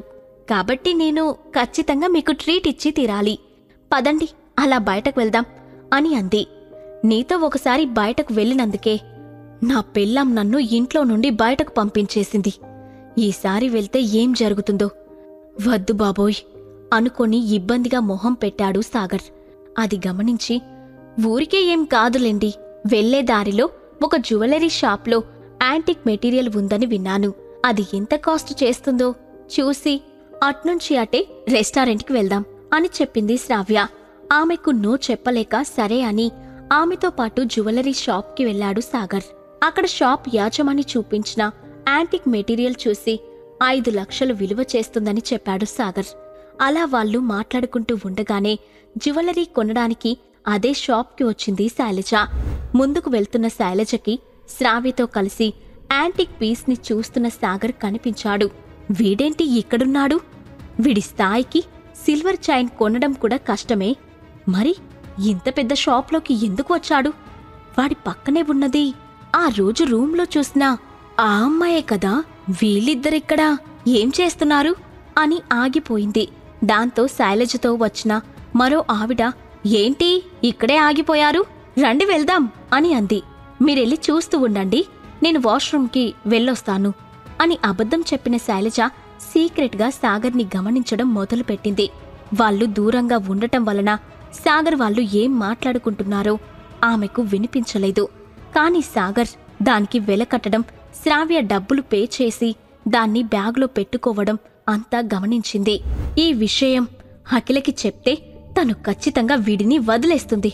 అప్పుడు నాకు నచ్చిన రిచ్ అల్లుడిని చూసుకొని పెళ్లి చేయొచ్చు అని సంతోషంతో వాళ్లను ఫోటోలు తీసింది శైలజ. కొద్దిసేపటికి సాగర్, శ్రావ్య అక్కడి నుండి వెళ్లిపోవడంతో ఆ ఫోటోలను వెంటనే అఖిలకి పంపించింది. నేనే సాగర్ని తప్పుగా అర్థం చేసుకున్నానా? కనీసం తనకు ఎక్స్ప్లెనేషన్ ఇవ్వడానికి కూడా టైం ఇవ్వకుండా నోరు వేసుకొని పడిపోయానా? తను చెప్పింది విని ఉండాల్సిందేమో. అయినా జరిగిందంతా నా కళ్ళతో చూశాను కదా, మరి అది అబద్ధం ఎలా అవుతుంది? తను చేసిన తప్పుకి దూరంగా ఉంచడమే పనిష్మెంట్ అనుకుంటూ ఆలోచిస్తూ ఉంది అఖిల. ఇంతలో ఫోన్కి మెసేజ్ రావడంతో ఓపెన్ చేసింది. ఏంటి, మమ్మీ ఏవో ఫోటోలు పెట్టింది అని ఓపెన్ చేసిన అఖిల ఒక్కసారిగా స్తంభించిపోయింది. కళ్ళు రెండు పెద్దవి చేసి కోపంగా వాటివైపు చూసింది. ఇంతలో శైలజ నుంచి ఫోన్ రావడంతో లిఫ్ట్ చేసి చెవి దగ్గర పెట్టుకుంది అఖిల. చూసావా నీ మొగుడు, నువ్వు కాదనగానే ఇంకొక దాని వెనక ఎలా సొంగు కార్చుకుంటూ తిరుగుతున్నాడో? వాడికి నువ్వంటే ప్రేమ లేదు. అలాంటి వాడికోసమా నువ్వు ఎదురు చూస్తుంది? మీ ఆయనకు నువ్వు లేకపోయినా పర్లేదు, ఇక్కడ చూసుకునేవాళ్లు చాలామందే ఉన్నారు అని దెప్పిపొడిచింది శైలజ. తల్లి మాటలకు ఏం మాట్లాడాలో అఖిలకు అర్థం కాలేదు. ఇప్పటికైనా నా మాట విను, వాణ్ణి వదిలేయ్. నీకు వాడికంటే 100 రెట్లు అందమైనవాడు, డబ్బున్నవాడిని తీసుకొని వచ్చి పెళ్లి చేస్తాను అని ఆమె పాటికి అన్నీ చెప్పుకుంటూ పోయింది శైలజ. కాని ఇక్కడ అఖిల కళ్ళల్లో నుంచి కన్నీళ్ల జలపాతాలు కిందకి దూకాయి. మనసంతా బాధతో నిండిపోయింది. కోపంగా ఫోన్ కట్ చేసి ఫోటోలు చూసి ఏడుస్తూ కూర్చుంది. కొద్దిసేపటి తర్వాత వెంటనే సీరియస్గా మారిపోయి, సాగర్, యూ ఈడియట్, నిన్ను ఊరికే వదిలిపెట్టను. ఈ అఖిల తలుచుకుంటే ఏం చేయగలదో నీకు చూపిస్తాను, వెయిట్ అండ్ వాచ్ అని పంతంగా లేచి బయటకు వెళ్ళింది అఖిల. సాగర్లో ఉన్న టాలెంట్ అతన్ని ఎటువైపు నడిపించబోతుంది? నీలిమ తన ఫ్యామిలీ ముందు సాగర్కున్న టాలెంట్ గురించి బయట పెడుతుందా? అఖిల ఏం చేయబోతుంది? శ్రావ్యతో పాటు జ్యువెలరీ షాప్లోని యాంటిక్ పీస్ చూడటానికి వెళ్లి బయటకు వచ్చాడు సాగర్. అప్పుడే అతనికి పెయింటింగ్ అమ్మిన వ్యక్తి కంగారుగా అటూ ఇటూ చూస్తూ ఆటో ఎక్కుతూ కనిపించాడు. వీడు ఇందాక పెయింటింగ్ అమ్మాడు కదా, మరి ఎందుకని అంతలా కంగారు పడుతున్నాడు అని అనుమానంగా చూశాడు సాగర్. ఆ వ్యక్తి బాడీ లాంగ్వేజ్ని గమనించి అతడు దొంగ అని సాగర్కి డౌట్ వచ్చి, శ్రావ్య, నాకు వేరే పని గుర్తొచ్చింది, నేను ఇంటికి వెళ్ళాలి, మీరు జాగ్రత్తగా ఇంటికి వెళ్ళండి, మళ్ళీ కలుద్దాం అని చెప్పాడు. దానికి నిరాశగానే, సరే సాగర్ గారు, మనం మళ్ళీ కలుద్దాం అని చెప్పి వెళ్ళిపోయింది శ్రావ్య. సాగర్ ఇంకొక ఆటోలో కూర్చొని ఆ వ్యక్తిని ఫాలో అయ్యాడు. కొద్దిసేపటి ప్రయాణం తర్వాత ఆ పెయింటింగ్ అమ్మిన వ్యక్తి ఊరి శివారులో ఉండే ఒక పాడుబడిన భవంతి దగ్గరికి వెళ్ళాడు. సాగర్ అతనికి కనపడకుండా వెళ్ళి చెట్టు చాటున దాక్కున్నాడు. అప్పటికే ఆ ఇంటి బయట ఉన్న మరికొంతమంది వ్యక్తులు హడావిడిగా అతని దగ్గరికి వచ్చి, గణేష్, ఇంత లేట్ చేసినావేంది? ఇంతకీ ఆ పెయింటింగ్ నమ్మినావా లేదా అని అడిగాడు. ఆ పెయింటింగ్ అమ్మడానికి వెళ్లిన షాప్లో కొంచెం లేట్ అయిందన్నా అని చెబుతూ అకౌంట్లో పడిన డబ్బులని ఫోన్లో చూపిస్తూ, ఆ పెయింటింగ్ను 10 లక్షలకు అమ్మేశాను. ఏదో నోటికొచ్చిన రేటు చెప్పాను, కానీ వాళ్ళు దానికి ఒప్పుకోగానే నాకే ఆశ్చర్యమేసిండాది. ఇదంతా చూస్తా ఉంటే మనం ఈ లెక్కన చాలా తేలిగ్గా డబ్బు సంపాదించొచ్చన్నా అని అన్నాడు గణేష్. అప్పటి వరకు షాప్లో పెద్ద మనిషిలా మాట్లాడిన గణేష్ భాష అక్కడికి రాగానే పూర్తిగా మారిపోయింది. అవునా? నిజంగానా? ఆ పెయింటింగ్ అంత గొప్పదారా? ఇంకా నయ్యం, చిత్తు కాగితమని పడేయలేదు షాక్తో అన్నాడు ముందున్న వ్యక్తి. అవు అన్నా, మనకి ఈ మధ్యకాలంలో ఇంత ఎక్కువ డబ్బు తెచ్చిపెట్టినా పెయింటింగ్ అదే అని చెప్పాడు గణేష్. అయితే మనం మళ్ళీ ఈరోజు రాత్రి కూడా కొండపైకి వెళ్ళి ఇంకా ఏదైనా దొరుకుతుందేమో ఆ చోటు మొత్తం తవ్వి చూద్దాం అని అన్నాడు అతని బాస్. అవ్వన్నా, నిన్న ఒక్క రాత్రి కష్టపడితేనే 10 లక్షలొచ్చినాయి.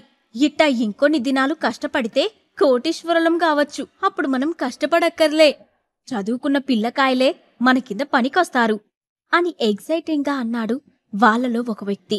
చెట్టు చాటున నుంచున్న సాగర్ వాళ్ళ మాటలన్నీ విని ఇదేదో కొంచెం జాగ్రత్తగా తెలుసుకోవాలి అని అనుకున్నాడు.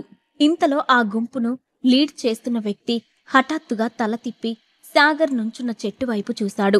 అది చూసిన సాగర్ అతనికి కనపడకుండా వెంటనే చెట్టు వెనక్కి నిలబడి, వామ్మో, వీడు నన్ను చూసేశాడా అని అనుకొని కంగారు పడ్డాడు. ఇంతలో హఠాత్తుగా, నీకెంత ధైర్యం ఉంటే నా అడ్డాకే వస్తావ్? ఇక్కడికి వచ్చి మళ్ళీ ప్రాణాలతో తిరిగి వెళ్తాను అనుకుంటివా? దా, బయటకి దా, నీతో సానా పని ఉండాది అంటూ దొంగల బాస్ మాట వినిపించింది. అయిపోయింది, వీళ్ళు నన్ను చూసేశారు. ఇప్పుడు పారిపోవడం కంటే తెలివిగా ఎస్కేప్ అవడం మంచిది అనుకుంటూ చెట్టు చాటు నుండి బయటకు రాబోయాడు సాగర్. కాని ఇంతలో తాను నుంచున్న చోటుకి 10 మీటర్ల ముందు ఆగి ఉన్న ఒక కంటైనర్ పక్కన నుండి ఒక లేడీ ధైర్యంగా వాళ్ళ ముందుకు వచ్చింది. అర్ధరాత్రిలో సమాధులు తవ్వి అందులో ఉండే విలువైన వస్తువులు అమ్ముకోవడం నేరమని తెలియదా మీకు? అయినా ఇదేం పోయే కాలంరా, చచ్చిన శవాలను కూడా వదలట్లేదు అని చాలా గట్టిగా అంది. ఆమె గొంతు విన్న సాగర్ కళ్ళు ఆశ్చర్యంతో కళ్ళు పెద్దవి అయ్యాయి. ఆ గొంతు ఇంతకుముందు ఎక్కడో విన్నట్లు అనిపించి చెట్టు వెనక నుండే ఆమెను జాగ్రత్తగా గమనించాడు. ఆమె బాడీ లాంగ్వేజ్, వాయిస్ ని గుర్తు చేసుకున్న సాగర్కి ఆమె పోలీస్ ఆఫీసర్ జ్యోతి అనే విషయం అర్థమైంది. అప్పుడు ఆ దొంగల బాస్ ముందుకు వచ్చి, మా తప్పుల గురించి తర్వాత మాట్లాడొచ్చు, కానీ మా అడ్డాకొచ్చి మా ముందు నుంచొని మస్తు మజాక్ చేస్తున్నావులే పిల్లా, ఏ ఊరే నీది అని జ్యోతిని తేరిపారా చూస్తూ అన్నాడు. అన్నా, వస్తే వచ్చింది, కానీ పోరి మస్తుందే, మందయ్యాక నంజుకుందాం, ఏమంటావ్ అని ఒకడు అనడంతో, అవ్వన్నా, ప్యాంటు షర్టులో పోరి మత్తెక్కిత్తాంది, మనకి కూడా ఆడగాలి తాకి సానా దినాలయ్యిండాది కదా అని జ్యోతి వంపులను పైనుండి కింది వరకు కళ్ళతోనే స్కానింగ్ చేశాడు మరొకడు. చెట్టు వెనుకనే నిల్చున్న సాగర్, రేయ్, అది ఫిగర్ కాదురా, పిస్తోల్, ముట్టుకుంటే బగ్గుమంటుంది, పోయిపోయి ఆ లేడీ డాన్తో పెట్టుకుంటున్నారేంట్రా అని తనలో తానే గొనుక్కున్నాడు. జ్యోతి వాళ్ళని జాగ్రత్తగా హ్యాండిల్ చెయ్యాలని డిసైడ్ అయ్యి, చూడండి, నేను పోలీస్ ఆఫీసర్ని, నాతో పిచ్చి పిచ్చిగా ప్రవర్తించకుండా ఉండటమే మీకు మంచిది. నేను ఇప్పటికే మీ క్రిమినల్ రికార్డులన్నీ చెక్ చేశాను.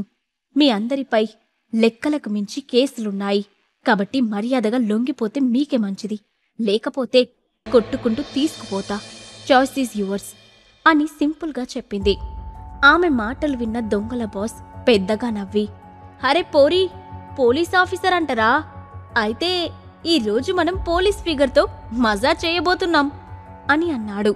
పోరీ చూడ్డానికి పిట్టలాగా ఉన్నా పొగరు మాత్రం ఒంగోలు గిత్తలా ఉందన్నా, ఇట్లాంటి పోరీని లొంగదీస్తేనే కదా అసలైన మజా అంటూ మిగతా వాళ్ళందరూ కూడా వచ్చి జ్యోతిని చుట్టుముట్టారు. ఇక పరిస్థితి చెయ్యి దాటిపోతుంది అని అర్థం చేసుకున్న సాగర్ వెంటనే సాయం చేయడానికి అడుగు ముందుకు వేశాడు. కాని ఈలోగానే వాళ్ళ బాడీలు గాలిలో లేచి కింద పడ్డాయి. ఆశ్చర్యపోయిన సాగర్ కప్పలా నోరు తెరిచి జ్యోతి వైపు చూశాడు. జ్యోతి గాల్లో ఒక కాలు నిలబెట్టి లేడీ కిల్లర్లాగా కరాటే ఫోజ్లో కనిపించింది. శివంగిలా వేగంగా కదులుతూ మరో దొంగ గుండెలపైన కాలితో కొట్టింది. కళ్ళు మూసి తెరిచేలోపు 5 దొంగలు నేలపై పడి బాధతో ములుగుతూ కనిపించారు.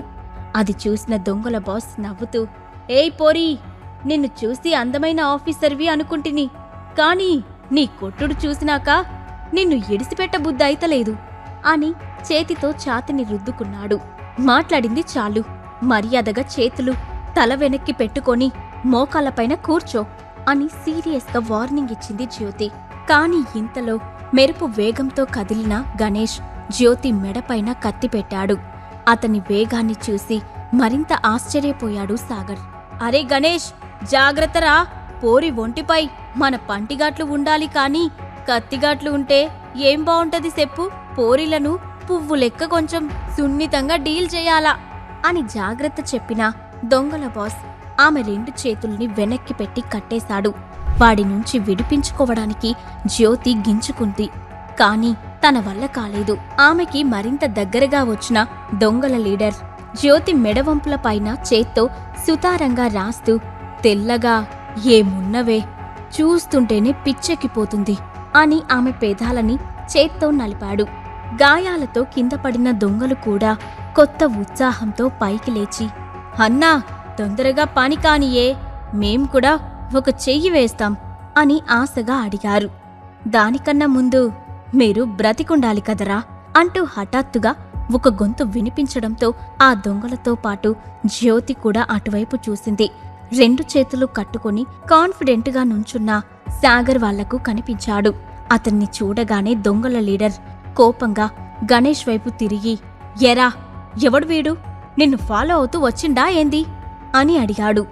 గణేష్ అతన్ని చూడగానే గుర్తుపట్టి, కంగారు పడకండన్నా, ఇతను నేను వెళ్లిన షాప్లో మనకి సాయం చేసినాడు అని సమాధానం చెప్పాడు.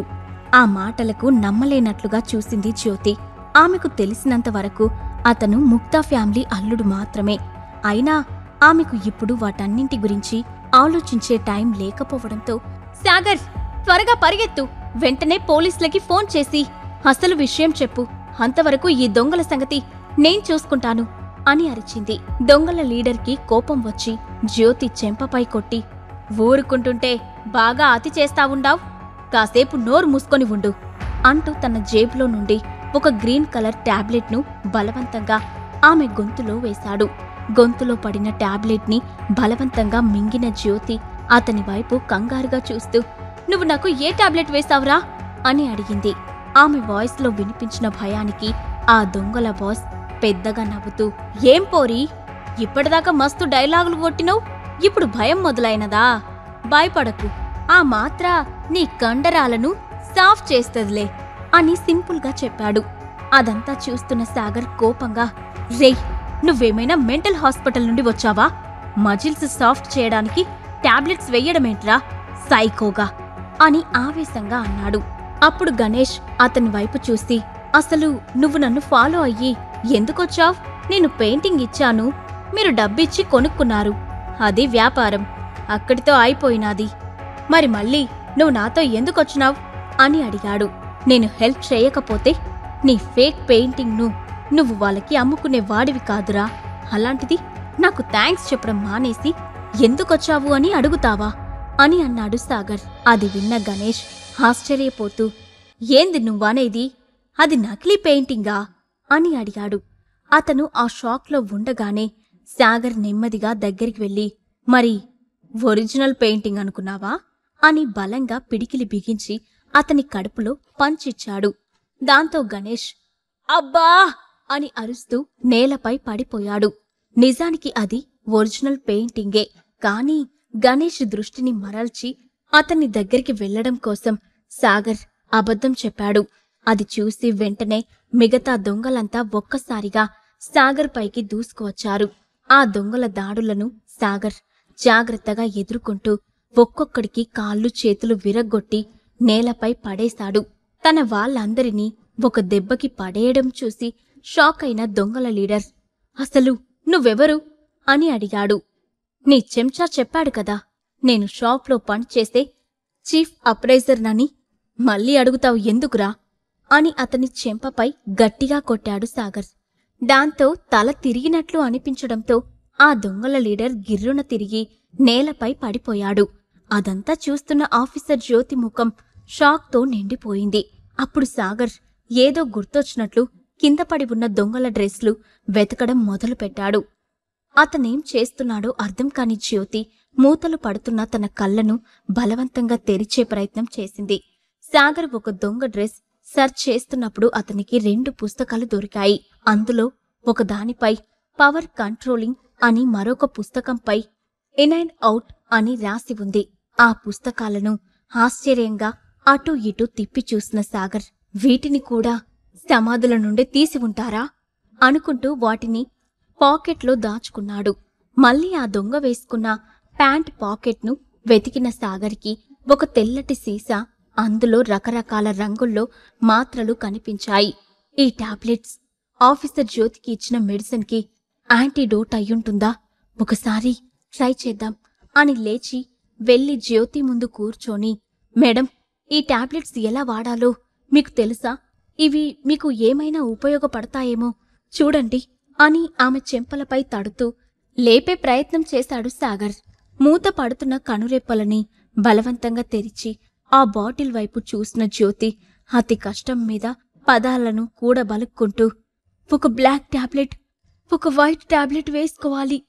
ఈ మజిల్ సాఫ్ట్ పిల్స్ వల్ల ప్రాణానికి ప్రమాదం లేకపోయినా అవి మనిషి శరీరాన్ని 24 గంటల పాటు బలహీనం చేసి నొప్పితో బాధపడేలా చేస్తాయి.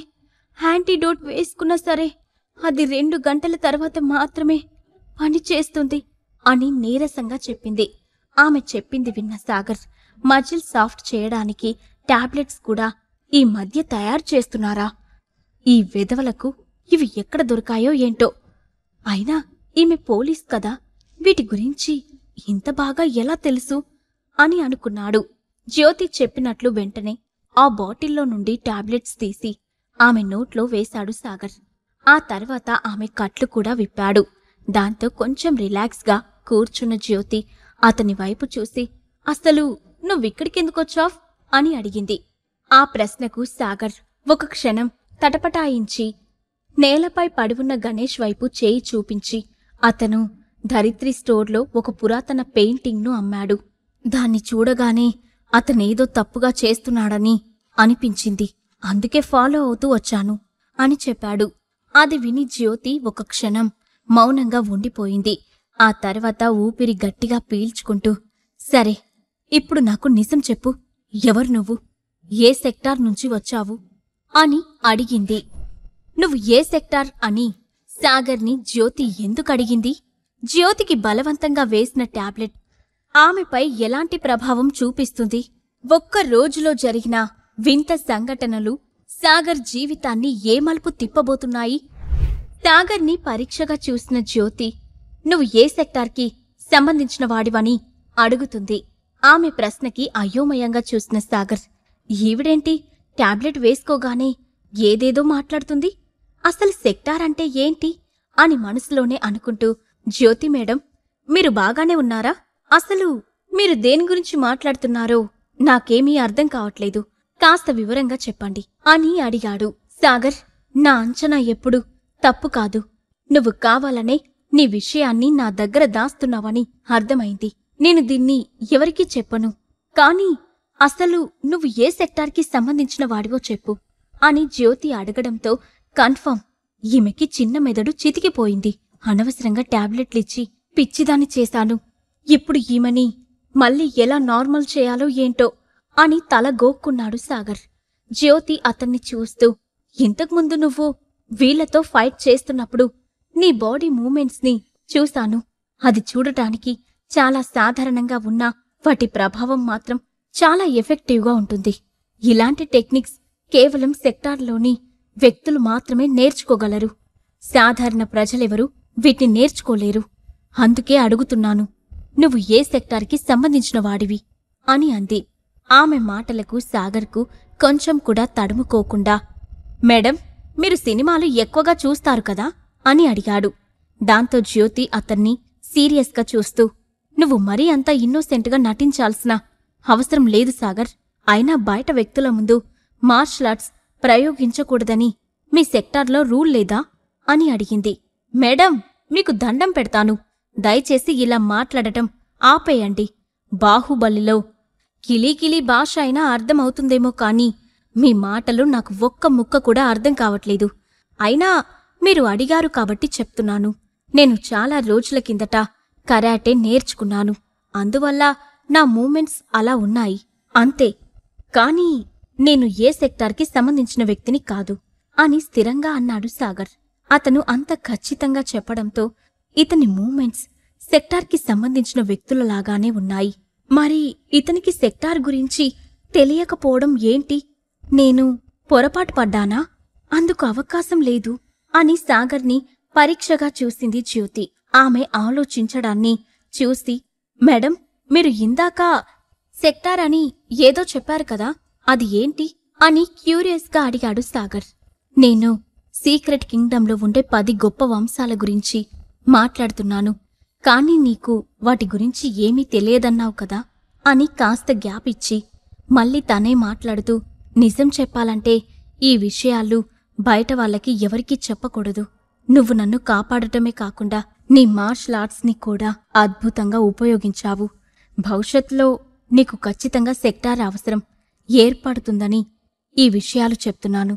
నువ్వు కూడా ఈ విషయాన్ని ఎవరితో పంచుకోకు అని చెప్పింది జ్యోతి. సాగర్ ఓకే అని చెప్పడంతో జ్యోతి సెక్టార్ గురించిన విషయాలను చెప్పింది. నిజానికి ప్రపంచంలో సాధారణ ప్రజలకు తెలియని విషయాలు చాలా ఉన్నాయి. అందులో ఒకటి ఈ సీక్రెట్ కింగ్డమ్. అది ఈ పురాతన కాలం నుండి మార్షల్ ఆర్ట్స్ నేర్పిస్తూ ఉంది. ఆ కింగ్డంలో ఉండే వాళ్లకు అసాధారణ శక్తి సామర్థ్యాలు ఉంటాయి. చాలా సంవత్సరాలు వాళ్ళు మార్షల్ ఆర్ట్స్ ప్రాక్టీస్ చేయడం వల్ల యుద్ధ కళల్లో ఆరితేరి ఉంటారు. ఈ రాజ్యంలో ముఖ్యంగా చెప్పుకోదగినవి painting sector, book sector, mount sector.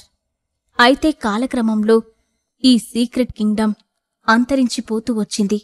అందువల్ల సీక్రెట్ కింగ్డమ్ పూర్వీకులు వాళ్లలో కొన్ని వర్గాల వాళ్లను సీక్రెట్గా దాచి ఉంచాలని నిర్ణయించుకున్నారు అని చెప్పింది. సాగర్ క్యూరియాసిటీగా వింటూ ఉండటం చూసి నవ్వుకొని మిగతా విషయాలు కూడా చెప్పడం మొదలుపెట్టింది జ్యోతి. అలాంటి వాళ్ళు చాలామంది స్పెషల్ జోన్స్లో మాత్రమే నివసిస్తూ ఉంటారు. వాళ్లకు అసాధారణమైన సామర్థ్యాలు ఉంటాయి. అందుకే వాళ్ళంతా తమ స్కిల్స్ను మామూలు మనుషుల ముందు చూపించకూడదని సీక్రెట్ కింగ్డమ్ రూల్ పెట్టింది. దానినే ఎన్ఫోర్స్మెంట్ టీం అంటారు. సెక్టార్కి సంబంధించిన వాళ్ళు ఎవరైనా రూల్స్ పాటించకపోతే పట్టుకుపోయి కఠినంగా శిక్షిస్తారు అని చెప్పింది. ఆమె చెప్పిందంతా విన్న సాగర్ ఆశ్చర్యంతో కళ్ళు రెండు పెద్దవి చేసి, మేడం, మీరు నాతో జోక్ చేస్తున్నారు కదా? నన్ను భయపెట్టడానికి ఇదంతా చెప్తున్నారు కదా? నిజం చెప్పండి అని అనుమానంగా అడిగాడు. నేను ఇంత సీరియస్ విషయం చెప్తుంటే నీకు జోక్ చేస్తున్నట్లు అనిపిస్తుందా సాగర్ అని కోపంగా అని మళ్ళీ వెంటనే సర్దుకుంటూ, అయినా ఇందులో నీ తప్పు లేదులే. ఈ విషయం మోస్ట్ పవర్ఫుల్ పీపుల్కి మాత్రమే తెలిసిన రహస్యం. కాబట్టి సాధారణ ప్రజలు నమ్మకపోవడంలో ఆశ్చర్యం లేదు అని చెప్పింది జ్యోతి. అంటే మీరు కూడా ఆ సీక్రెట్ కింగ్డమ్కి సంబంధించిన వాళ్ళేనా అని సాగర్ నవ్వుతూ అడగడంతో జ్యోతి వెంటనే సమాధానం చెప్పకుండా, ఈ సీక్రెట్ కింగ్డమ్లోని సెక్టార్లలో ఉన్న మాస్టర్స్ తమ శిష్యులను బయట ప్రపంచానికి పంపిస్తూ అక్కడ ఉన్న అవకాశాలను, వనరులని ఉపయోగించుకోమని చెప్పారు. అలా డెవలప్ అయిన వాళ్ళలో చాలామంది ఇప్పుడు పెద్ద పెద్ద బిజినెస్ మ్యాన్లుగా మారారు అని అర్థమయ్యేలా చెప్పడానికి ప్రయత్నించింది జ్యోతి. ఆ తర్వాత కుడి చేతి చూపుడు వేలు ముందుకు పెట్టింది జ్యోతి. అది సాధారణంగా ఉన్న వేలులాగా కాకుండా ఒక చెక్క ముక్కలాగా ఉండడం చూసి సాగర్ నిర్ఘాంతపోయాడు. ఇది సీక్రెట్ కింగ్డమ్లోని బుక్ సెక్టార్ ఐడెంటిటీ ప్రూఫ్. ఇలా ఉన్న వాళ్ళంతా బుక్ సెక్టార్లో శిష్యులని అర్థం.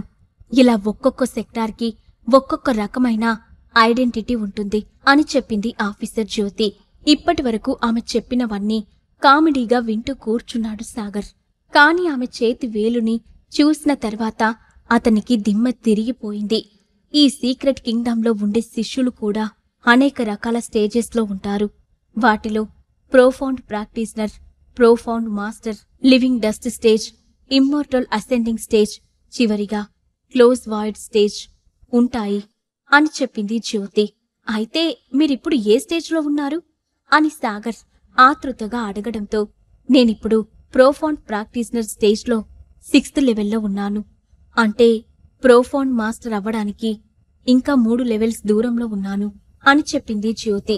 అంతా విన్న సాగర్కు ఆమె చెప్పిన మాటలన్నీ వింతగా అనిపించాయి. దాంతో ఇంకేం ఆలోచించకుండా, సరే ఇప్పటికే లేట్ అయింది మేడం, ఈ ఏరియా కూడా అంత మంచిగా కనిపించడం లేదు.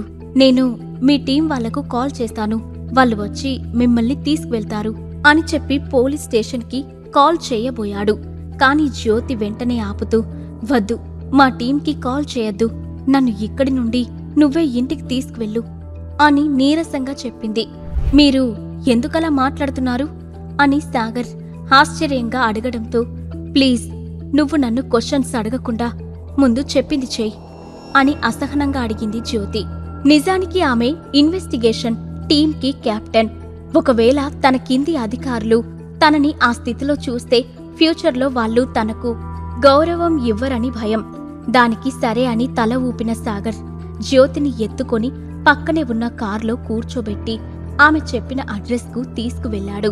సాధారణ పోలీస్ ఆఫీసర్గా ఉన్న జ్యోతికి అంత పెద్ద బంగ్లా ఉండటం చూసి తన కళ్ళను తానే నమ్మలేనట్టుగా ఆ బంగ్లా వైపు, ఆమె వైపు మార్చి మార్చి చూశాడు సాగర్.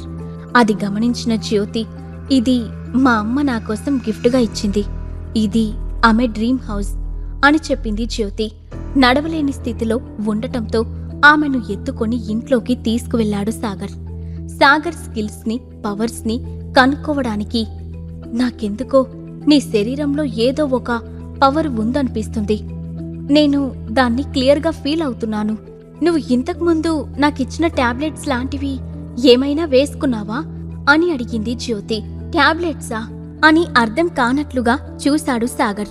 కాని అంతలోనే అతనికి కేదార్ ఇచ్చిన టాబ్లెట్స్ గుర్తుకొచ్చాయి. అంటే ఆ 2 పిల్స్ వేసుకోవడం వల్ల నా బాడీలో ఏదైనా తప్పుగా జరుగుతుందా అని ఆలోచనలో పడ్డాడు. అలానే జ్యోతిని బెడ్రూంలోకి తీసుకువెళ్లి ఆమెను బెడ్పై పడుకోబెట్టాడు. నువ్వు చెప్పకూడదు అనుకుంటే నేనేమీ బలవంతం చెయ్యను, కాని ఒక విషయం గుర్తుంచుకో, ఫ్యూచర్లో నీ శరీరంలోని పవర్ని అందరి ముందు క్యాజువల్గా ప్రదర్శించకూడదు. ఒకవేళ అలా చేస్తే అని చెప్తూనే నిద్రలోకి జారుకుంది జ్యోతి. ఆమె అంత సడన్ గా నిద్రపోవడంతో విస్తుపోయిన సాగర్, సెక్టార్ వాళ్ళకి నిమిషాల్లో నిద్రపోయే స్పెషల్ టాలెంట్ కూడా ఉందేమో అనుకుంటూ పక్కనే ఉన్న సోఫాలోకి వెళ్లి కూర్చున్నాడు. ఆ తర్వాత టాబ్లెట్స్ గురించి కనుక్కుందాం అని కేదార్కి కాల్ చేశాడు. కేదార్ కాల్ ఆన్సర్ చేసి, హలో సాగర్ సార్, ఈ టైంలో కాల్ చేశారేంటి, ఏదైనా ఇంపార్టెంట్ విషయమా అని అడగడంతో, అవును కేదార్, ఇంతకుముందు నాకు 2 పిల్స్ ఇచ్చావు కదా, నేను వాటి పేర్లు తెలుసుకోవాలి అనుకుంటున్నాను అని అడిగాడు సాగర్. దానికి కేదార్ ఒక క్షణం ఆలోచించి, గుర్తొచ్చింది, వాటిలో ఒకటి భోతి పిల్, మరొకటి పవర్ పిల్. అయినా హఠాత్తుగా వాటి గురించి తెలుసుకోవాలని మీకెందుకు అనిపించింది సార్? ఆ 2 టాబ్లెట్స్ వల్ల మీకేదైనా ప్రాబ్లం వచ్చిందా అని అడిగాడు. ఏం లేదు, నేను బాగానే ఉన్నాను, క్యాజువల్ గా తెలుసుకోవాలనిపించి అడిగాను. సరే ఇక ఉంటాను అని చెప్పి ఫోన్ కట్ చేశాడు సాగర్. ఆ తర్వాత బెడ్ పై ఉన్న జ్యోతి వైపు చూశాడు. ఆమె గాఢ నిద్రలో ఉండడంతో తనకు దొంగల దగ్గర దొరికిన 2 పుస్తకాలను బయటికి తీశాడు. ఇదిలా ఉంటే మరోవైపు సిటీ శివార్లలోకి ఒక బ్లాక్ కలర్ బెంచ్ కార్ వచ్చి ఆగింది. అందులో నుండి బ్రాండెడ్ బ్లాక్ కలర్ కోటు వేసుకున్న ఒక వ్యక్తి హుందాగా సిగార్ కాలుస్తూ కిందకి దిగాడు. అతను దూరంగా కనిపిస్తున్న సిటీ లైట్లను చూసి పొగ వదులుతూ ఉండగానే అక్కడికి మరో కారు వచ్చింది. అందులో నుండి కిందకు దిగిన 5గురి చేతుల్లో 5 సూట్ కేసులు ఉన్నాయి. బ్లాక్ టీ, మీరు అడిగినట్టే మేము డబ్బు తీసుకొని వచ్చాము, మాకు కావాల్సిన వస్తువులు ఇస్తే ఇక్కడి నుండి వెళ్ళిపోతాము ఏమైనా అవసరమైతే మా బాస్ మిమ్మల్ని కాంటాక్ట్ అవుతామని చెప్పమన్నారు. ఇంతకీ మాకు కావలసినవి ఎక్కడున్నాయి అని అడిగాడు ఒక వ్యక్తి. బ్లాక్ డి వెనక్కి తిరిగి చూడకుండానే కార్లో ఉన్నాయి, తీసుకొని పొమ్మన్నట్టు సైగ చేశాడు. వాళ్ళు బెంచ్ కార్ డోర్ ఓపెన్ చేసి అందులో ఉన్న ఒక సూట్ కేసును తీసి ఓపెన్ చేశారు. అందులో చిన్న చిన్న బాటిల్స్లో రంగురంగుల టాబ్లెట్స్ ఉన్నాయి. వాటిని చూడగానే ఆ వ్యక్తి కళ్ళు సంతోషంతో మెరిశాయి. వెంటనే వాటిని తీసుకువెళ్లడానికి సిద్ధమయ్యాడు. కాని మెరుపు వేగంతో కదిలిన బ్లాక్ డి వాళ్ళ ముందుకు వచ్చి నిలబడి, డబ్బులు ఇవ్వకుండా వెళ్తున్నారేంటి అని సీరియస్గా అడిగాడు. ఆహా, నీకింకా అర్థం కాలేదా? బ్లాక్ డి, మా బాస్ నిన్ను మోసం చేశాడు. నీ ప్రాణాలు దక్కించుకోవాలంటే మర్యాదగా మాకు దారి వదులు, లేదంటే నిన్ను చంపి నీ శవం పైన వెళ్తాం అని క్రూరంగా అన్నాడు ఆ వ్యక్తి. బ్లాక్ డి ఏమాత్రం కంగారు పడలేదు. మర్యాదగా డబ్బులు ఇచ్చి వాటిని తీసుకువెళ్ళండి, లేదంటే ఇక్కడి నుండి ఒక్కడు కూడా కదలడు అని అన్నాడు. హరే, వీడికి మనం ఏంటో ఇంకా అర్థమైనట్టు లేదురా, మన పవరేంటో కాస్త చూపించండి అని మిగిలిన వాళ్ల వైపు ఆ వ్యక్తి చూడగానే అందరూ గన్స్ తీసి బ్లాక్ డి పైన గురిపెట్టారు. బ్లాక్ డి ఒకే ఒక్క క్షణంలోనే వాళ్ళ చేతిలోని గన్స్ లాక్కొని వారికి గురిపెట్టాడు. అది చూసి బిత్తరపోయారు ఆ 5 రౌడీలు. రేయ్, పవర్కే పవర్ లాంటోణ్ణి, అలాంటిది నా దగ్గరే దొంగతనం చేద్దామనుకున్నారా? మీ బాస్ లాంటి వాళ్ళని నేను చాలా మందినే చూశాను. మర్యాదగా డబ్బులు తీసి ఇక్కడి నుండి కదలండి అని ప్రశాంతంగా బెదిరించాడు బ్లాక్ డి. అప్పటికీ కూడా వెనకడుగు వేయకుండా కత్తులని తీసి దాడి చెయ్యడానికి సిద్ధమయ్యారు రౌడీలు. దాంతో సహనం నశించిన బ్లాక్ డి వాళ్ళ తలల్ని పుచ్చకాయల్లా పేల్చి పడేశాడు. ఆ తర్వాత వాళ్ళ చేతిలో ఉన్న ఆ సూట్ కేసులు ఓపెన్ చేసి చూడగా అవి ఖాళీగా కనిపించాయి. దాంతో భారంగా నిట్టూర్పు వదిలి పిల్స్ ఉన్న సూట్ కేసును తీసుకుని అక్కడి నుండి వెళ్లిపోయాడు. ట్రాకర్ ద్వారా ఇదంతా గమనిస్తున్న ఆ రౌడీ లీడర్కి కోపం కట్టలు తెంచుకుంది. బ్లాక్ డి, నిన్ను ఊరికే వదిలిపెట్టను. నీ మెడిసిన్స్కి మమ్మల్ని బానిస చేసి వాటికి ఇంత రేటు పెడితే ఎవరు కొంటాడు? నీ నుంచి అవి ఎలా దక్కించుకోవాలో మాకు బాగా తెలుసు, చూస్తూ ఉండు అని తన మనుషులకి ఏదో సైగ చేశాడు ఆ వ్యక్తి. మరోవైపు మెడిసిన్స్ తీసుకొని ఒక పాడుబడిన బంగ్లాని చేరుకున్నాడు బ్లాక్ డి. అతను లోపలికి వెళ్లగానే సూట్ కేస్ని తలపైన పెట్టి మోకాళ్లపైన కూర్చున్నాడు.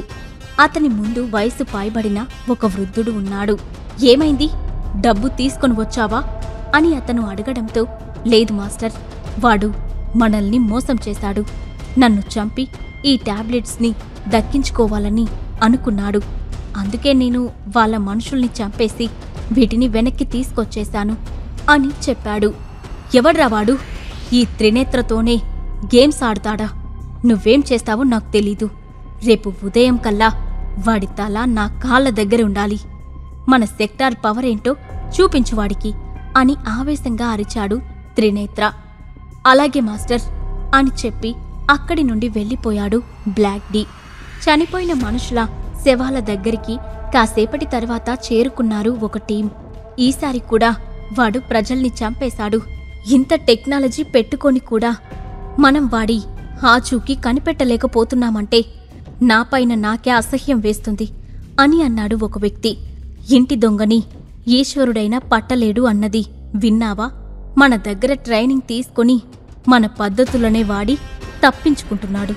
వాణ్ణి పట్టుకోవడానికి కొత్తగా ఇంకేదైనా ఆలోచించాలి, లేకపోతే మన ఐడెంటిటీ ఈ ప్రపంచానికి తెలిసిపోతుంది అని భయంగా అన్నాడు మరొక వ్యక్తి. సాగర్ సీక్రెట్ కింగ్డమ్కి చెందిన వ్యక్తేనా బ్లాక్ డి త్రినేత్రలు? ఎవరు? వాళ్ళని వెతుకుతున్నా ఆ టీమేంటి? జ్యోతి గాఢ నిద్రలో ఉండడంతో తాను దొంగల దగ్గర నుండి తీసుకొచ్చిన పుస్తకాలను బయటకు తీసిన సాగర్ వాటిలో పవర్ కంట్రోలింగ్ పుస్తకాన్ని ఓపెన్ చేసి చదవడం మొదలుపెట్టాడు. ఆ బుక్లో మానవ శరీరంలో ఉండే ఇంటర్నల్ ఎనర్జీని యాక్టివేట్ చేసుకునే హై లెవెల్ మెథడ్స్ గురించి వివరంగా ఎక్స్ప్లెయిన్ చేశారు. దాన్ని చదువుతున్న సాగర్ ఎన్నో విషయాలు తెలుసుకున్నాడు. ఆ తర్వాత రెండో పుస్తకాన్ని కూడా ఓపెన్ చేశాడు. అందులో మెడిసినల్ పిల్స్ తయారు చేయడానికి అవసరమయ్యే కొన్ని న్యాచురల్ రీసోర్సెస్ గురించి వివరంగా ఎక్స్ప్లెయిన్ చేసి ఉంది. రాత్రంతా ఆ పుస్తకాలను చదవడంలోనే నిమగ్నమయ్యాడు సాగర్. ఉదయాన్నే సూర్యుని లేలేత కిరణాలు గది కిటికీలో నుండి ముఖంపై పడడంతో నిద్రలేచింది జ్యోతి. సోఫాలో కూర్చొని పుస్తకం చదువుకుంటున్న సాగర్ని చూడగానే ఆమె కంగారు పడుతూ ఒక్క ఉదుటున బెడ్ దిగి బెడ్షీట్ని కప్పుకుంది. హేయ్, నువ్విక్కడేం చేస్తున్నావ్? అసలు రాత్రి ఏం జరిగింది అని భయంగా అడిగింది జ్యోతి.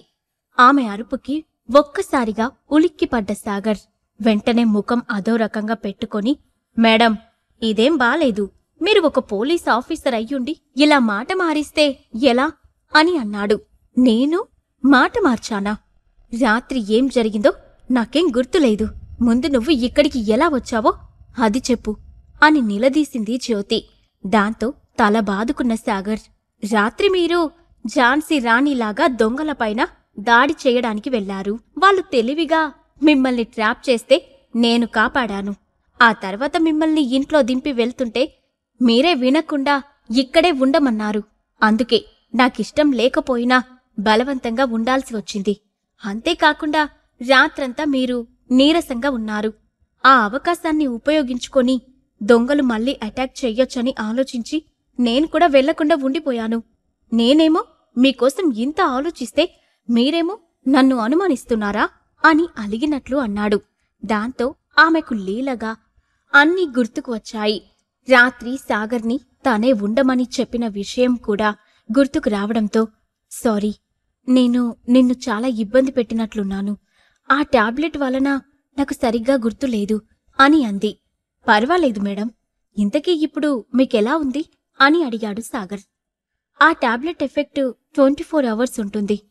అందుకే నేను రాత్రి నిద్రపోతున్నప్పుడు దాని ఎఫెక్టు తగ్గడం కోసం ఇంటర్నల్ పవర్ని కూడా ఉపయోగించాను. కాబట్టి ఇప్పుడు ఇబ్బందేమీ అనిపించలేదు. అన్ఫార్చునేట్లీ నేను ప్రోఫాండ్ ప్రాక్టీషనర్ 6th లెవెల్లోనే ఉన్నాను.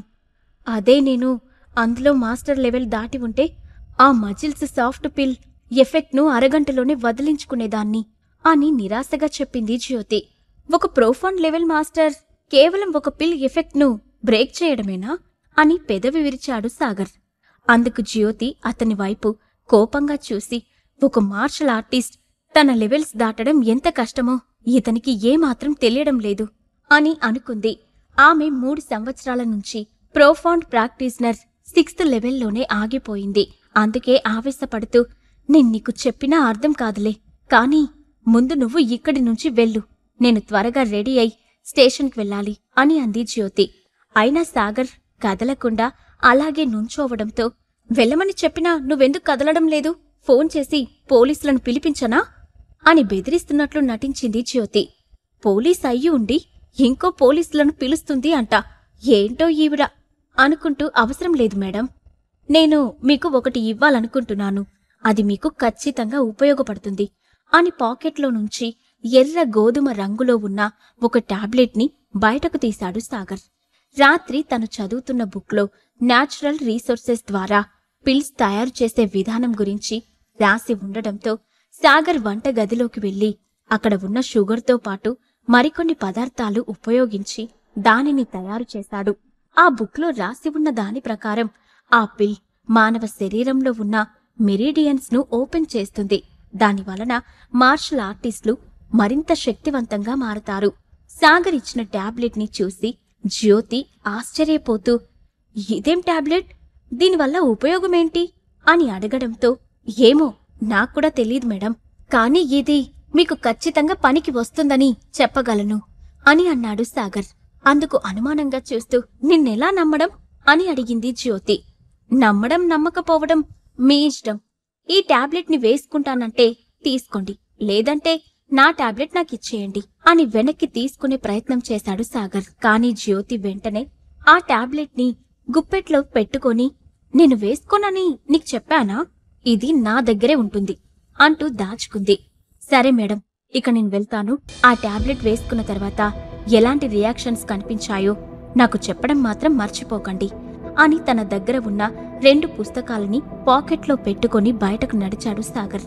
అతను అలా కొంత దూరం వెళ్లిపోగానే అఖిల నుండి ఫోన్ వచ్చింది. ఇదేంటి, అఖిల నాకు ఫోన్ చేస్తుంది? ఏమై ఉంటుంది అని అనుకుంటూనే లిఫ్ట్ చేసి చెవి దగ్గర పెట్టుకున్నాడు సాగర్. సాగర్, ఎక్కడున్నావు? డాడీ అబ్రాడ్ నుండి ఇంటికొచ్చాడు. నిన్ను చూడాలంటే ఫోన్ చేశాను. నువ్వెక్కడున్నా సరే ఒకసారి వచ్చి డాడీకి కనిపించి వెళ్ళు అని సీరియస్ గా మాట్లాడింది అఖిల. ఆమె మాటలలో ప్రేమ కనిపించకపోవడంతో సాగర్కి బాధేసింది. దాంతో సరే వస్తున్నాను అని ముక్తసరిగా చెప్పి ఫోన్ పెట్టేశాడు. కొద్దిసేపటి తర్వాత అఖిల ఇంటికి చేరుకున్న సాగర్ని చూశాడు విజయేంద్ర ప్రసాద్. సాగర్, ఎలా ఉన్నావు? నిన్ను చూసి చాలా రోజులైంది అని ఆయన నవ్వుతూ పలకరించగానే, నేను బావున్నానంకుల్, మీరెలా ఉన్నారు అని ఎదురెళ్ళి ఆయన కాళ్ళకి నమస్కరించాడు సాగర్. సాగర్ భుజాలు పట్టుకొని పైకి లేపి, ఏంటి సాగరిది? ఇప్పుడు నువ్వు పరాయివాడివి కాదు, నా అల్లుడివి. మన మధ్య ఇలాంటివి అవసరం లేదు అని ఆప్యాయంగా కౌగిలించుకుంటూ, నేను కూడా బావున్నాను. ఒక ఇంపార్టెంట్ విషయం గురించి మాట్లాడదామని తిరిగి ఇండియాకు వచ్చాను. సరే కాని ఏంటి సంగతులు? ఏమైనా విశేషాలు ఉన్నాయా లేదా అని సాగర్ చెవి దగ్గర గుసగుసగా అడిగాడు విజయేంద్ర. ఆయన మాటలకి ఇబ్బంది పడిన సాగర్ అఖిల వైపు చూసి భారంగా నిట్టూర్పు వదిలాడు. ఏముంటాయంకుల్, ఏం లేవు, అంతా మామూలే అని అనడంతో, సరే కాని నువ్వేంటి జిమ్కి వెళ్తున్నావా? ఇంతకుముందు కంటే ఇప్పుడు చాలా ఫిట్గా కనిపిస్తున్నావ్. నీ ఫిట్నెస్ రహస్యం నాక్కూడా చెప్పొచ్చు కదా సాగర్ అని ఆట పట్టిస్తున్నట్టు అడిగాడు విజయేంద్ర ప్రసాద్. ఏ పని చేయకుండా ఇంట్లో 3 పూటలా దున్నపోతలా మేపుతుంటే ఫిట్నెస్ రాక ఏం వస్తుంది? మీ ఆస్తి అంతటినీ అతనొక్కడే కూర్చొని కరగదీస్తున్నాడు. ఆ విషయం మీకు ఇంకా అర్థం కావట్లేదు అని చీదరించుకుంటూ అక్కడికి వచ్చింది శైలజ. ఆమె మాటలేవి సాగర్ చెవికి ఎక్కడం లేదు. అతని దృష్టంతా నవ్వుతూ ఫోన్ నొక్కుతున్న తన భార్యపైనే ఉంది. ఇంతలో అఖిల ఫోన్ రింగ్ అవడంతో లిఫ్ట్ చేసి హడావిడిగా బయటకు వెళ్ళింది. అది గమనించిన సాగర్, అంకుల్, నేనిప్పుడే వస్తాను అని ఆమె వెనకే బయటకు వచ్చాడు. కాని అప్పటికే బయట ఆగిన కారులో ఎవరో వ్యక్తితో నవ్వుతూ మాట్లాడుతూ కనిపించింది అఖిల. అలా ఆమెను మరో వ్యక్తితో చూడగానే సాగర్ మనసు కలుక్కుమంది. ఎవరు వాడు? ఎందుకు అఖిల వాడితో మాట్లాడుతుంది అని దగ్గరికి వెళ్లకుండా బయట నిలబడి చూస్తూ ఉన్నాడు సాగర్. కొద్దిసేపు ఆ వ్యక్తితో ముచ్చటించిన అఖిల సంతోషంగా ఇంట్లోకి రాబోయింది. అఖిల, ఒక్క నిమిషం, ఎవరతను అని సాగర్ సీరియస్గా అడగడంతో పైనుండి కింద దాకా చూసి, అతను నాకు చాలా కావలసిన వ్యక్తి అని నిర్లక్ష్యంగా సమాధానం చెప్పింది అఖిల. కావలసిన వ్యక్తా అని సాగర్ జెలసీగా ఫీల్ అవుతూ ఇంకేదో అనబోయాడు. కాని ఇంతలోనే విజయేంద్ర శైలజ బయటకి రావడంతో సైలెంట్ అయ్యాడు. అఖిల కూడా అతని పక్కకు వచ్చి నిలబడుకొని, చూడు సాగర్, మన మధ్య జరిగిన గొడవ డాడీకి తెలియడానికి వీల్లేదు. డాడీ నీపైన పెట్టుకున్న నమ్మకాన్ని పోగొట్టుకోవని అనుకుంటున్నాను.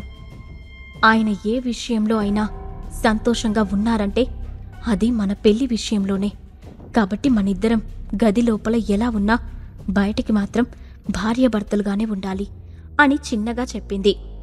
ఆ మాటలకి పిడికిలి బిగించాడు సాగర్. వాళ్ళిద్దరూ గుసగుసగా మాట్లాడుకోవడం గమనించిన విజయేంద్ర ప్రసాద్ చిన్నగా దగ్గడంతో ఇద్దరూ సైలెంట్గా నిలబడ్డారు. నేనమ్మతో ఒకసారి మాట్లాడాలి అనుకుంటున్నాను, పదండి అక్కడికి వెళ్దాం అని వాళ్ళని తీసుకొని ముక్తా ఫ్యామిలీ ప్యాలెస్కి వచ్చాడు విజయేంద్ర. అతను రావడాన్ని చూడగానే అక్కడ ఉన్న వాళ్ళందరూ సంతోషంగా ఫీల్ అయ్యారు. ముక్తాదేవి కూడా సంతోషంగా, విజయేంద్ర, ఎప్పుడొచ్చావురా? బావున్నావా? చెప్పా పెట్టకుండా ఇండియాకి వచ్చావంటే ఏదో బలమైన కారణమే ఉంటుంది. ఏంటది అని అడిగింది. అందుకు చిన్నగా నవ్విన విజయేంద్ర ప్రసాద్, చెబుతానమ్మా అని తన ఫోన్ ఓపెన్ చేసి అందులో ఒక డాక్యుమెంట్ని ఆమెకి చూపించాడు. అది చూసి ఆశ్చర్యపోయిన ముక్తాదేవి పక్కన ఉన్న కుటుంబ సభ్యులకి దాన్ని పాస్ చేసింది. వాళ్ళు కూడా ఒక్కొక్కరిగా దాన్ని చూసి ఆశ్చర్యపోయారు. అమ్మా, ఇది నాకు నా ఫ్రెండ్కి మధ్య జరిగిన మనీ ట్రాన్స్ఫర్ రికార్డ్. నేను ఇన్వెస్ట్ చేసిన దాన్ని అతను 3 టైమ్స్ చేసిచ్చాడు అని సంతోషంగా చెప్పాడు విజయేంద్ర ప్రసాద్. కాని అంకుల్, ఇలాంటి వాటిని మనం నమ్మకూడదు, ఇవన్నీ ఫేక్ బిజినెస్లు అని కొట్టిపడేశాడు ముక్తా ఫ్యామిలీలో ఒక వ్యక్తి. అవును, ఈ మధ్యకాలంలో ఇలాంటివి చాలా చూస్తున్నాం, మనం నమ్మడానికి వీల్లేదు అని మరొకరు కూడా అదే మాట చెప్పారు. ముక్తాదేవి వెంటనే వాళ్ళని ఆపమన్నట్లుగా చిన్నగా దగ్గింది. దాంతో వాళ్ళంతా సైలెంట్ అయ్యారు. అప్పుడు ఆమె విజయేంద్ర ప్రసాద్ వైపు చూసి, విజయేంద్ర, నేను నిన్ను నమ్మడం లేదని కాదు, కానీ ఇప్పుడు మన ఫ్యామిలీ బిజినెస్ పరిస్థితి కూడా ఏం బాగోలేదు అని అంది. అమ్మా, నా ఫ్రెండ్ ఓవర్సీస్లో ఈ బిజినెస్ను డెవలప్ చేస్తున్నాడు. ఇప్పుడు బాగా సంపాదించి కొత్త ఇండస్ట్రీస్ పైన కూడా ఫోకస్ చేస్తున్నాడు. ప్రపంచంలో ఇలాంటి కంపెనీ మరొకటి లేదు. మనం అతని బిజినెస్లో పెట్టే డబ్బుకి ఎలాంటి రిస్క్ ఉండదని నేను గ్యారంటీ ఇస్తానమ్మా అని నమ్మకంగా చెప్పాడు విజయేంద్ర ప్రసాద్. ముక్తాదేవి ఏం మాట్లాడకుండా మౌనంగా ఉంది. అప్పుడు విజయేంద్ర మళ్ళీ మాట్లాడుతూ, ఇప్పుడు మనం ఆలోచిస్తూ టైం వేస్ట్ చేస్తే నా ఫ్రెండ్ వేరొకరితో కలిసి బిజినెస్ చేస్తాడు. అప్పుడు మనం మంచి అవకాశాన్ని పోగొట్టుకున్నట్లు అవుతుంది. ఆ తర్వాత మనం ఎంత బాధపడినా మళ్ళీ మనకు అవకాశం రాదు అని కాన్ఫిడెంట్గా చెప్పాడు. ఆ మాటలకు అందరూ సైలెంట్గా ఉండిపోయారు. కానీ అప్పుడే సాగర్ ముందుకు వచ్చి, అంకుల్, మనం ఒకసారి మీ స్నేహితుడి గురించి, అతని బ్యాక్గ్రౌండ్ గురించి చెక్ చేయడం మంచిదని నా అభిప్రాయం అని అన్నాడు. సాగర్, ఏం మాట్లాడుతున్నావు నువ్వు? మీ అంకుల్ మాట్లాడుతున్నప్పుడు మధ్యలో మాట్లాడటానికి నీకెంత ధైర్యం? ముందు పెద్దవాళ్ళు మాట్లాడేటప్పుడు ఓపికతో వినడం నేర్చుకో అని వెంటనే మందలించింది శైలజ. కాని సాగర్ మాత్రం, అత్తయ్య, నేను నిజమే చెప్తున్నాను. మనకసలు వాళ్ళు చేసే బిజినెస్ ఏంటో తెలియకపోతే ఎలా? అంకుల్ పెట్టుబడి పెట్టిన తర్వాత ఆ డబ్బు మొత్తం పోగొట్టుకుంటే పరిస్థితి ఏంటి అని అన్నాడు. ఆ మాటలకు శైలజ కోపంగా చూడడం మినహా సమాధానం చెప్పలేదు. అప్పుడు అఖిల నిరాశగా సాగర్ వైపు చూసి, నేను నమ్మడం లేదు, కానీ ఇప్పుడు మనం మాట్లాడకుండా ఉంటేనే మంచిది అని అంది. నిజానికి అంతకు మించి సాగర్కి ఏమని సమాధానం చెప్పాలో ఆమెకు కూడా తోచలేదు. సాగర్ మాటల్ని ముక్తాదేవి ఏమాత్రం పట్టించుకోలేదు. ఆమె ఏదో ఆలోచించినట్లుగా తన కొడుకు వైపు చూసి, విజయేంద్ర, మనం ముందుగా తక్కువ డబ్బును ఇన్వెస్ట్ చేసి చూద్దాం. అప్పుడు నువ్వన్నట్టే ప్రాఫిట్స్ వస్తే ఆ అమౌంట్ని పెంచుకుంటూ పోదాం అని అంది. దానికి అసహనంగా చూసిన విజయేంద్ర, అమ్మా, నువ్వేం మాట్లాడుతున్నావ్? మనం ఈ స్టేట్లోనే టాప్ బిజినెస్ ఫ్యామిలీస్లో ఒకరిగా ఉన్నాం. అలాంటి మనం తక్కువ డబ్బు ఇన్వెస్ట్ చేస్తే నా ఫ్రెండ్ ఏమనుకుంటాడు? మా ఇద్దరి మధ్య ఉన్న ఫ్రెండ్షిప్ కారణంగానే అతను బిజినెస్ చేయడానికి ఇంపార్టెన్స్ ఇచ్చాడు. అలాంటప్పుడు మనం కొంచెం కూడా అతన్ని నమ్మకపోతే ఎలా అని మొండిగా అన్నాడు. అతని మాటలు విన్న ముక్తాదేవి 5 నిమిషాలు ఆలోచించి, అంటే ఇప్పుడు మనం ఎంత పెట్టుబడి పెట్టాలని నువ్వనుకుంటున్నావ్ అని అడగడంతో, మనం ఒకేసారి ఎక్కువ మొత్తంలో పెట్టుబడి పెట్టాలమ్మా. అప్పుడే మన ఇన్వెస్ట్మెంట్ కన్నా 3 రెట్లు ఎక్కువ మనీ సంపాదించవచ్చు అని చెప్పాడు విజయేంద్ర ప్రసాద్. ఆ మాట వినగానే అక్కడ ఉన్న అందరూ ఒకరితో ఒకరు గుసగుసలాడుకోవడం మొదలుపెట్టారు. వాళ్ళలో కొంతమంది విజయేంద్ర ప్రసాద్ మాటల్ని సమర్థిస్తూ ఉంటే మరికొంతమంది మాత్రం అతన్ని వ్యతిరేకిస్తూ ఉన్నారు. ఇంతలో నీలిమ, ఖచ్చితంగా ఇందులో మోసం ఉంది, దాన్ని మీరు ఎందుకు అర్థం చేసుకోలేకపోతున్నారు అని అంది. ఆమెకి సపోర్టుగా ముందుకొచ్చిన సాగర్, అవునంకుల్, ఇలాంటి కంపెనీలు మనం తక్కువ ఇన్వెస్ట్ చేసినప్పుడు దాన్ని డబుల్ చేసి మనకి ఆశ చూపిస్తాయి. దాంతో మనం మరింత ఎక్కువగా ఇన్వెస్ట్ చేయడానికి ప్రయత్నిస్తాము. అలా మన నుంచి ఎక్కువ మొత్తంలో ఇన్వెస్ట్ చేయించుకున్న తర్వాత అక్కడి నుండి వెళ్ళిపోతాయి. మీకు ఎంత ఫ్రెండ్ అయినా మనం ఈ విషయంలో మరొకసారి ఆలోచించడం మంచిదని నా అభిప్రాయం అని అన్నాడు. సాగర్, నువ్వు ఎవరిని తప్పు పడుతున్నావో నీకర్థమవుతుందా? ఆయన ఏమీ నీలాగా తెలివి తక్కువవాడు కాదు. చాలా కాలంగా బిజినెస్ ఫీల్డ్లో ఉండి ఎప్పుడు ఏం చేయాలో తెలుసుకున్న వ్యక్తి. అలాంటి ఆయనని నువ్వు క్వశ్చన్ చేస్తున్నావా? మర్యాదగా బయటకు వెళ్ళు అని సీరియస్గా అరిచింది శైలజ. విజయేంద్ర ప్రసాద్ తెచ్చిన బిజినెస్ ప్రపోజల్ ముక్తాదేవి ఫ్యామిలీలో ఎలాంటి తుఫాను సృష్టించబోతుంది? జ్యోతి చెప్పిన సీక్రెట్ కింగ్డమ్కి సాగర్కి సంబంధం ఉందా? విజయేంద్ర ప్రసాద్ చెప్పిన బిజినెస్ ప్రపోజల్ను సాగర్ వ్యతిరేకిస్తూ మాట్లాడుతూ ఉండడంతో అతనిపై కోపం తెచ్చుకున్న శైలజ సాగర్ను అక్కడి నుంచి వెళ్ళిపోమని చెప్పింది. ఆమె మాటల్ని అడ్డగించిన సాగర్ ఇంకేదో చెప్పబోయాడు.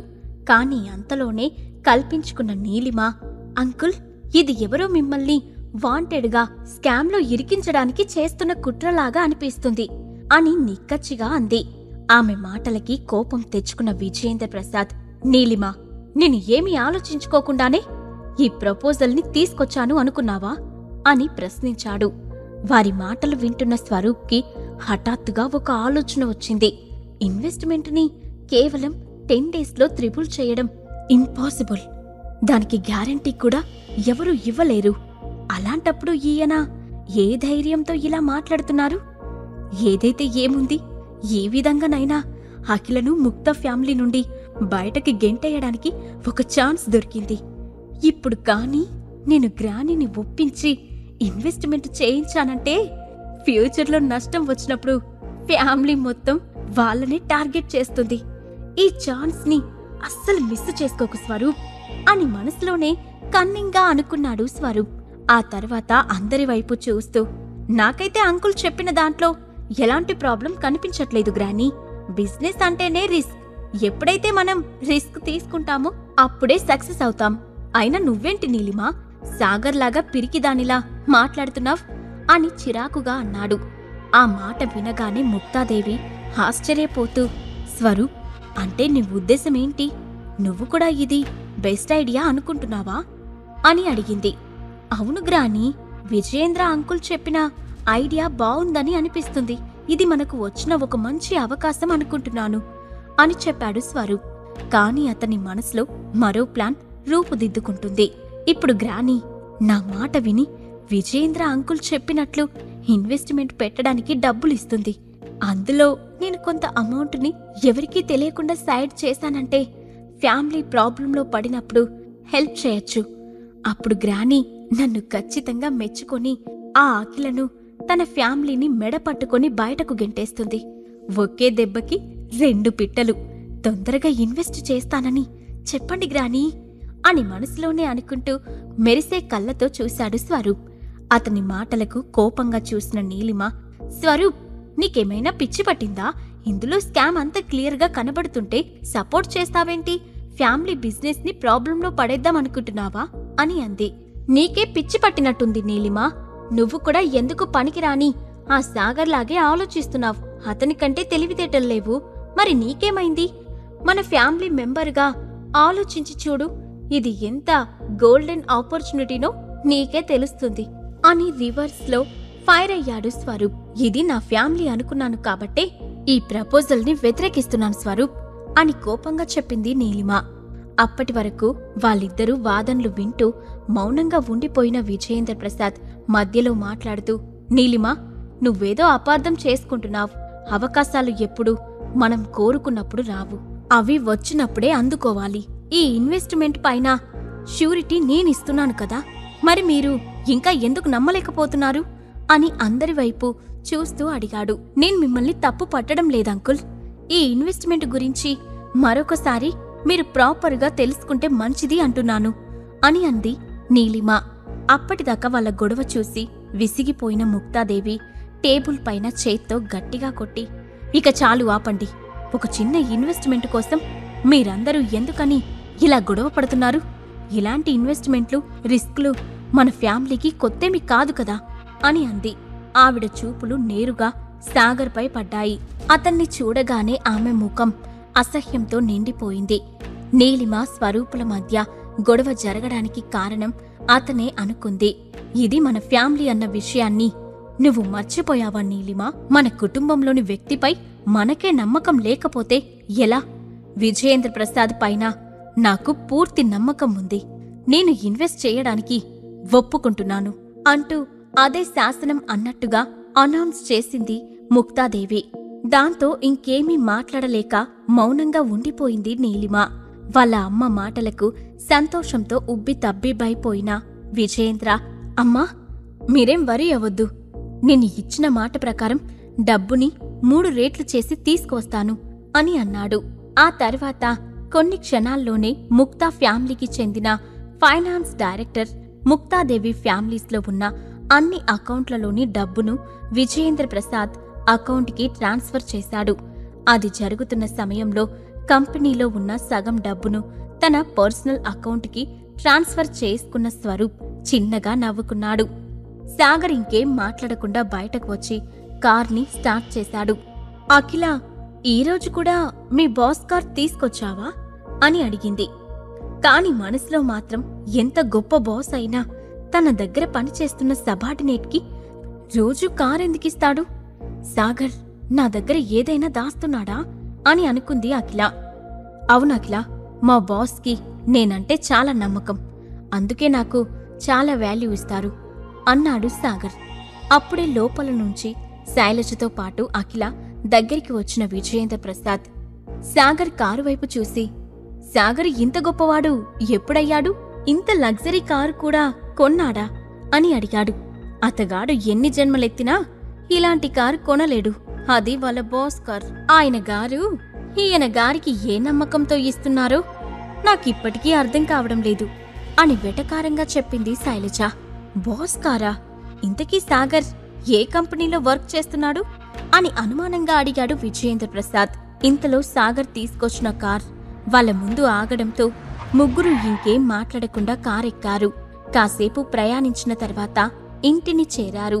కారు ఇంటి ముందు వచ్చి ఆగడంతో కిందకి దిగిన విజయేంద్ర ప్రసాద్ నేరుగా లోపలికి వెళ్లిపోయాడు. అతని వెనకే శైలజ కూడా వెళ్ళింది. అఖిల ఇంకా కార్ దిగకపోవడం చూసిన సాగర్, అఖిల, మన ఇల్లు వచ్చేసింది, నువ్వు కారు దిగావంటే వెళ్ళి పార్క్ చేసి వస్తాను అని అన్నాడు. దానికి సమాధానంగా సాగర్ వైపు తిరిగింది అఖిల. ఇప్పటిదాకా ఇన్వెస్ట్మెంట్ గురించి ఆలోచిస్తూ ఉండటం వల్ల ఆమెను సరిగ్గా గమనించలేదు సాగర్. ఇప్పుడు అఖిల తన వైపుకు తిరగడంతో ఏదో మైకం కమ్మినట్లుగా ఆగిపోయాడు.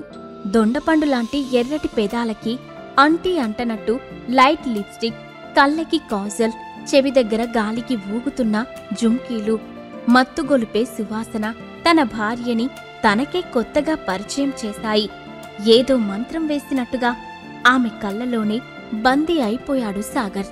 అది గమనించిన అఖిల బుగ్గలు సిగ్గుతో చిన్నగా బ్లష్ అయ్యాయి. కాని ఆ ఫీలింగ్ ని కనిపించనివ్వకుండా, సాగర్, నీ దగ్గర ఇంకా టైం ఉందా? చాలా రోజులైంది షాపింగ్కి వెళ్ళి, కొన్ని థింగ్స్ కొనుక్కోవాలి, నన్ను షాపింగ్కి తీసుకొని వెళ్తావా అని రిక్వెస్టింగ్ టోన్లో అడిగింది. నువ్వే నా ప్రపంచమైనప్పుడు అందులో నీకు ఇంపార్టెన్స్ ఉండకుండా ఎలా ఉంటుంది బంగారం అని మనసులో అనుకోని, అయ్యో అఖిల, నువ్వు మరీ అంతలా అడగాలా? నువ్వడిగిన తర్వాత కూడా నేను టైం లేదని చెప్పగలనా? నీకోసం నా దగ్గర చాలా టైం ఉంటుంది అని అన్నాడు సాగర్. ఆ మాటకి ఉత్సాహంగా మళ్ళీ అటువైపు తిరిగి కూర్చుంది అఖిల. దాంతో కారుని ముందుకి పోనిచ్చాడు. కొద్దిసేపటి ప్రయాణం తర్వాత వాళ్ళు ఒక పెద్ద సిటీ మాల్ ముందుకు వచ్చి ఆగారు. ముందుగా డ్రెస్సింగ్ ఏరియాకి వెళ్లి అక్కడ ఉన్న డ్రెస్సులు చూస్తూ ఉంది అఖిల. సాగర్ కూడా ఆమె వెనకే వచ్చాడు.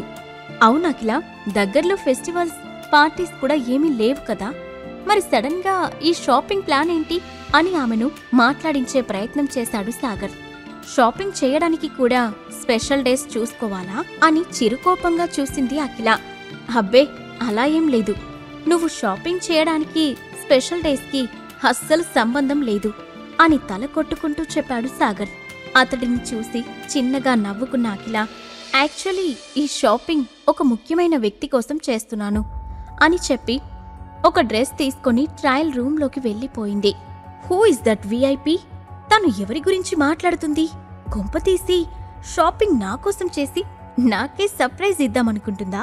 అయినా ఏంటో ఈ ఆడవాళ్ళు, సర్ప్రైజ్ ఇచ్చే వాళ్ళనే షాపింగ్కి తీసుకొస్తారు అని ఫోన్ పట్టుకుని పక్కనే ఉన్న సోఫాలో సెటిల్ అయ్యాడు. లోపలికి వెళ్లిన అఖిల కొద్దిసేపు తర్వాత బయటకు వచ్చింది. ఫోన్ చూసుకుంటున్న సాగర్ అప్రయత్నంగానే ఆమె వైపు చూశాడు. అయస్కాంతం ఇనుమును ఆకర్షించినట్టుగా అతని కళ్ళు ఆమెపైనే నిలిచిపోయాయి. పింక్ కలర్ లాంగ్ ఫ్రాక్ వేసుకున్న లేత గులాబీ పువ్వులా ఆమె మెరిసిపోవడంతో గుటకలు మింగాడు సాగర్. ఈ డ్రెస్ ఎలా ఉంది సాగర్ అని అటూ ఇటూ తిరుగుతూ చూసుకుంది అఖిల. బాపుగారి బొమ్మలా నేలపైకి దిగొచ్చిన జాబిలమ్మలా భలే ముద్దుగున్నావ్. ఈ డ్రెస్లో నిన్ను చూస్తుంటే ముద్దు పెట్టుకోవాలనిపిస్తుంది అని ఏదో ట్రాన్స్లో చెబుతూ వెంటనే తేరుకొని, ఈ డ్రెస్ వేసుకోవడం వల్ల నీకందం రాలేదు, నీ వల్లే ఈ డ్రెస్కి అందం వచ్చింది అఖిల, చాలా బావున్నావ్ అని పొగిడాడు సాగర్. అచ్చా, అని మాటలని సాగదీస్తూ లోపలికి వెళ్లి మళ్ళీ మామూలుగా రెడీ అయి వచ్చింది అఖిల. సరే ఇక బయలుదేరదామా అని ఆమె డ్రెస్ చేతిలో పట్టుకొని అడగడంతో ఏంటి అప్పుడే షాపింగ్ అయిపోయిందా అని ఆశ్చర్యపోయాడు సాగర్. ఏదో ప్రపంచం అంతమైపోయినట్టు ఆ రియాక్షన్ ఏంటి? షాపింగే కదా అయిపోయింది, అయినా నువ్వేమనుకున్నావ్? గంటలు గంటలు చేస్తాను అనుకున్నావా అని గుచ్చి గుచ్చి చూసింది అఖిల. అలా జరిగినా ఆశ్చర్యపోయేవాడిని కాదేమో అని మనసులో అనుకొని, అంటే అమ్మాయిలు షాపింగ్కి వెళ్ళిన తర్వాత మినిమం 2 గంటలైనా పడుతుందని విన్నాను. నువ్వు మరీ 5 మినిట్స్లో ఫినిష్ చేసేసరికి ఆశ్చర్యంగా అనిపించింది అఖిల అని ఇబ్బందిగా తలగొక్కుంటూ చెప్పాడు సాగర్. ఆ తర్వాత డ్రెస్ ప్యాక్ చేయించుకొని కార్ దగ్గరికి వచ్చారు. అఖిల ఓకేనా? ఇంకా ఏమైనా మర్చిపోయావా? ఇప్పుడు ఎక్కడికి వెళ్దాం అని సాగర్ అడగటంతో ఆకలేస్తుంది, నేనింతకు ముందే రెస్టారెంట్లో టేబుల్ రిజర్వ్ చేశాను, అక్కడికి వెళ్దాం అని తన ఫోన్లో అడ్రస్ చూపించింది అఖిల. దాంతో కారును సిటీ రోడ్లపైన పరుగులు పెట్టించాడు సాగర్. కొద్దిసేపటి ప్రయాణం తర్వాత ఆ రెస్టారెంట్ని చేరుకున్నారు. ఆ రెస్టారెంట్ని చుట్టూ పచ్చని చెట్లతో చిన్నగా కన్స్ట్రక్చర్ చేశారు. బయటి నుంచి చూడటానికి సింపుల్గా ఉన్నా లోపల దాని ఇంటీరియర్ డిజైన్ హై క్లాస్ ని తలపించింది. కిందకి వేలాడుతున్న శాండిలియర్స్ ని చూస్తూ వాళ్ళు రిజర్వ్ చేసుకున్న టేబుల్ దగ్గరికి వెళ్లి కూర్చున్నారు. సాగర్కి ఆకలి వేస్తూ ఉండటంతో మెనూలో ఏం ఆర్డర్ చేసుకోవాలా అని చూస్తున్నాడు. అఖిల మాత్రం మెనూ పక్కన పెట్టి చుట్టూ పరీక్షగా చూడటం మొదలుపెట్టింది. అది గమనించిన సాగర్, ఏమైంది అఖిల? ఏదైనా మర్చిపోయావా? ఎందుకంత కంగారు పడుతున్నావ్ అని చిన్నగా అడిగాడు. అదేం లేదు సాగర్, ఇంపార్టెంట్ పర్సన్ అని చెప్పాను కదా, అతను ఈరోజు కలుద్దామా అని అడిగాడు. నేను కూడా అతన్ని ఈ రెస్టారెంట్కి రమ్మని చెప్పాను, అతనింకా రాలేదు, అందుకే చూస్తున్నాను అని సాగర్ గుండెల్లో బాంబు పేల్చింది అఖిల. ఆమె మాటలకి షాక్ అయిన సాగర్, ఇప్పుడేమన్నావ్ అని అనుమానంగా అడిగాడు. ఈ మధ్య నీకు చెవుడు కూడా వచ్చిందా సాగర్? నేను ఇక్కడికి ఇంపార్టెంట్ పర్సన్ని కలవడానికి వచ్చానని చెప్పాను కదా అని కాస్త గట్టిగా చెప్పింది అఖిల. ఆమె మాటలకు తెలియకుండానే సాగర్ చెయ్యి బిగుసుకుంది. అరే సాగర్, నీ భార్య పైన నీకు నమ్మకం లేదా? ఇంపార్టెంట్ పర్సన్ అంటే ఏదైనా బిజినెస్ పర్సన్ అయి ఉంటాడు, దానికి నువ్వు ఇలా గింజుకోవడం ఏంట్రా? కాస్త కామ్గా ఉండు, అసలు విషయం తెలుస్తుంది కదా అని తనకు తానే సమాధానం చెప్పుకున్నాడు. ఇంతలో బ్లాక్ కలర్ బ్లేజర్, చేతికి రులెక్స్ వాచ్, కళ్ళకి గోగుల్స్ పెట్టుకొని హుందాగా వచ్చాడు ఒక వ్యక్తి. అతను రావడంతోనే అందరి దృష్టి అతనిపైన పడింది. అతను మాత్రం చుట్టూ ఒకసారి చూసి పాకెట్లో నుండి ఫోన్ తీసి ఎవరికో ఫోన్ చేశాడు. వెంటనే అఖిల ఫోన్ రింగ్ అయింది. అది గమనించిన ఆ వ్యక్తి నేరుగా అఖిల దగ్గరికి వచ్చి, హాయ్, ఐఎమ్ వినయ్ అని నవ్వుతూ పలకరించాడు. వెంటనే పైకి లేచిన అఖిల, హాయ్, ఐఎమ్ అఖిల, మిమ్మల్ని కలవడం నిజంగా చాలా సంతోషంగా ఉంది, కూర్చోండి అని చిరునవ్వుతో చెప్పింది. మీ కజిన్ మీ గురించి చాలా చెప్పారు, విన్నప్పుడు ఓవర్గా చెప్తున్నారు అనుకున్నాను, కానీ ఇంత అందాన్ని చూశాక తను చెప్పింది చాలా తక్కువ అనిపిస్తుంది అంటూ డైరెక్ట్ ఫ్లట్టింగ్ స్టార్ట్ చేశాడు వినయ్. తన భార్యని ఎవడో ఫ్లట్ చేస్తుంటే సాగర్ రక్తం మరిగిపోయింది. వేగంగా ఆ వ్యక్తిని కొట్టడానికి పైకి లేచాడు. తర్వాత ఏం జరుగుతుంది? అఖిల వినయ్కి ఎందుకంత ఇంపార్టెన్స్ ఇస్తుంది? అతని వల్ల సాగర్ అఖిలల బంధం ఏ మలుపు తిరగబోతుంది? స్వరూప్ ప్లాన్ ని సాగర్ ఎలా తిప్పి కొట్టబోతున్నాడు? ఈ ప్రశ్నలకు సమాధానాలు తెలుసుకోవాలంటే నెక్స్ట్ ఎపిసోడ్ వినాల్సిందే. క్రింద ఇచ్చిన లింక్ ని క్లిక్ చేసి పాకెట్ ఎఫ్ఎం యాప్ ని ఇన్స్టాల్ చేసుకోండి. Stay tune to pocket FM.